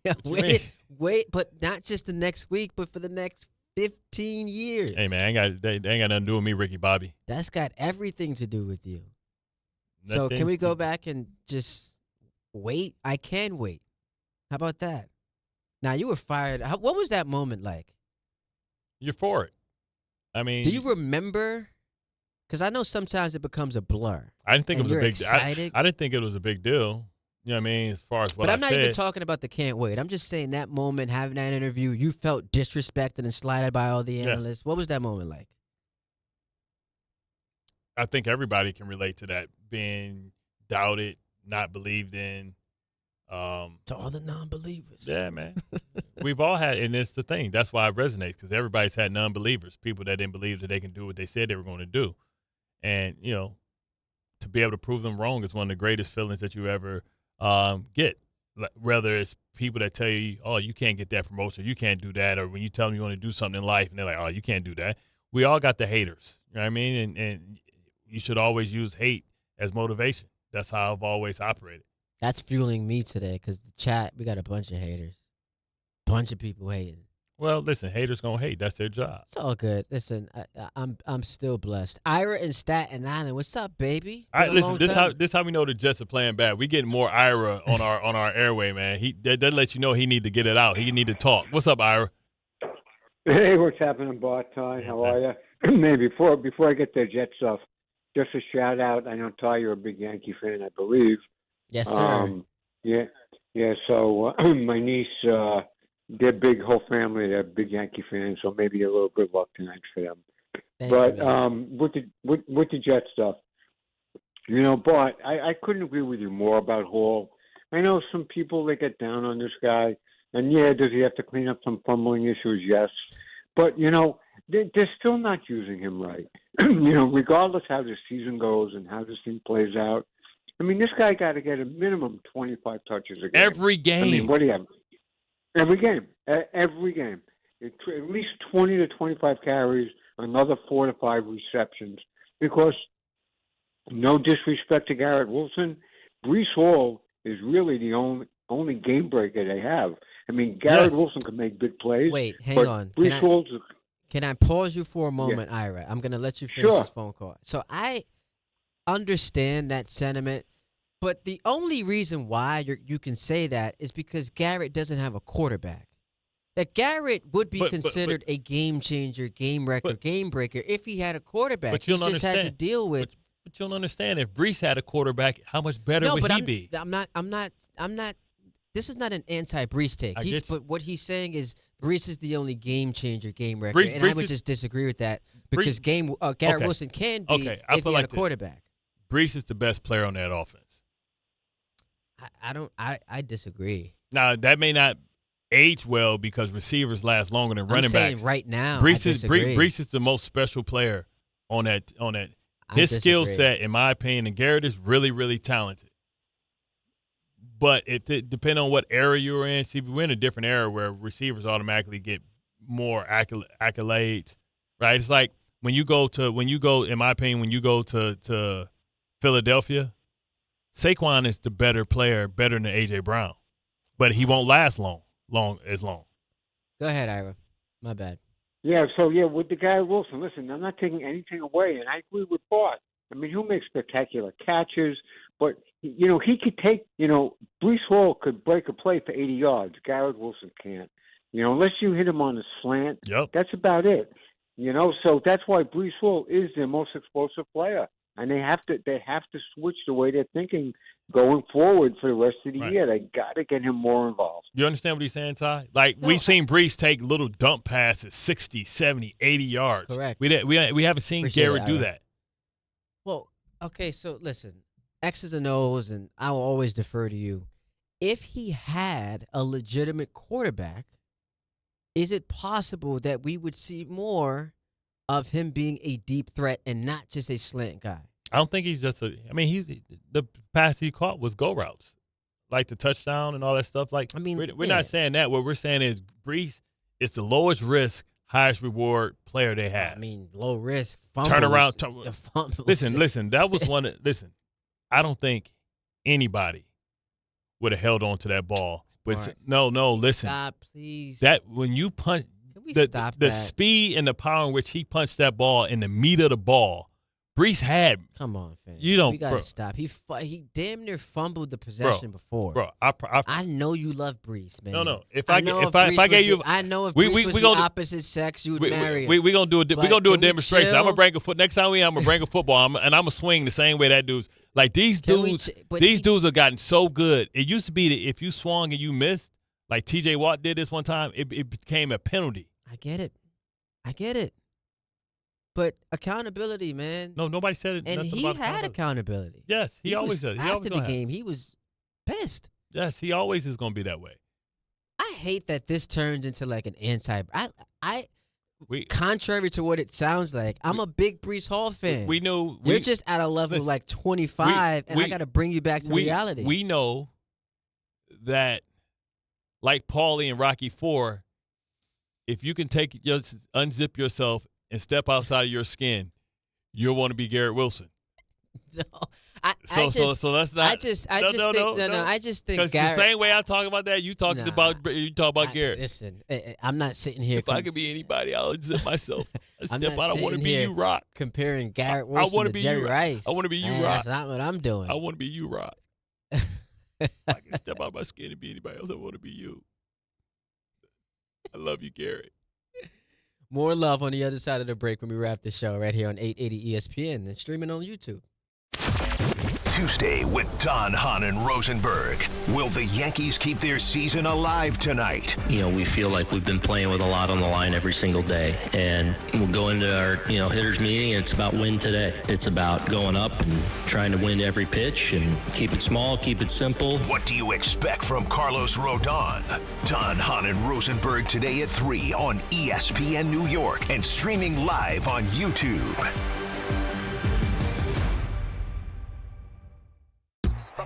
Ballybet Sportsbook. Yo, Ballybet stacked for football season. When it comes to sportsbook apps, it's undefeated. Ballybet. Check out that brand new parlay zone. Here's the kickoff. Build your bets and place them right on your phone. What? Live bets, daily boosts, and promos. Increase your odds so you can win more dough. Touchdown!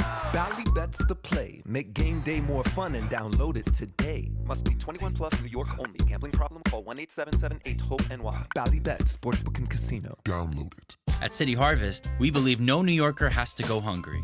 With your help, we're on the road 365 days a year, rescuing over 77 million pounds of nutritious food and delivering it free to millions of New Yorkers, transforming surplus food into sustenance, sustainability, and smiles, rallying thousands of New Yorkers to power a network of nourishment across our city. One day, one meal, and one New Yorker at a time. That's how we feed good. Donate at cityharvest.org. Getting the right mattress helps you sleep at night. Getting the right price helps you sleep even better. At PC Richard & Son, they don't just sell you a mattress. Their experts use a 4-step fitting process to make sure your new bed fits you perfectly. The right fit, the right price, plus free delivery. It's what they do, only at PC Richard & Son. Free delivery on mattresses $199 and up. Excludes Manhattan. See stores for details.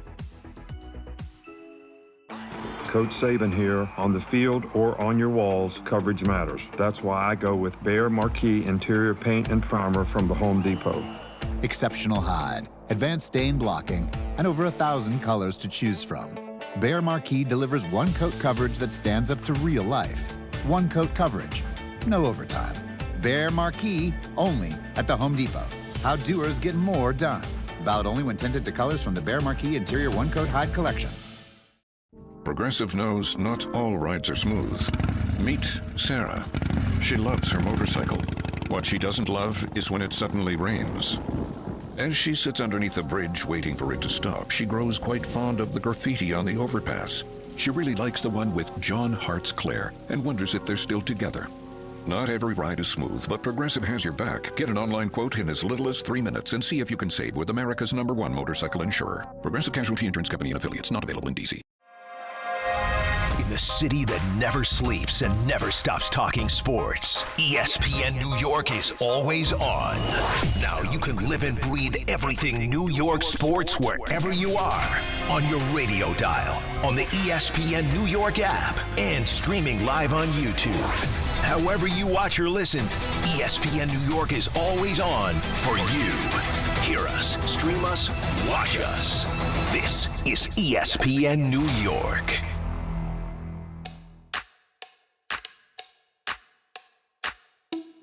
Man, Get Out is a wild movie. Should they make a part 2? Did you ever hear about the alternate ending? Nah. For Jordan Peele had an alternate ending. They blew her head off?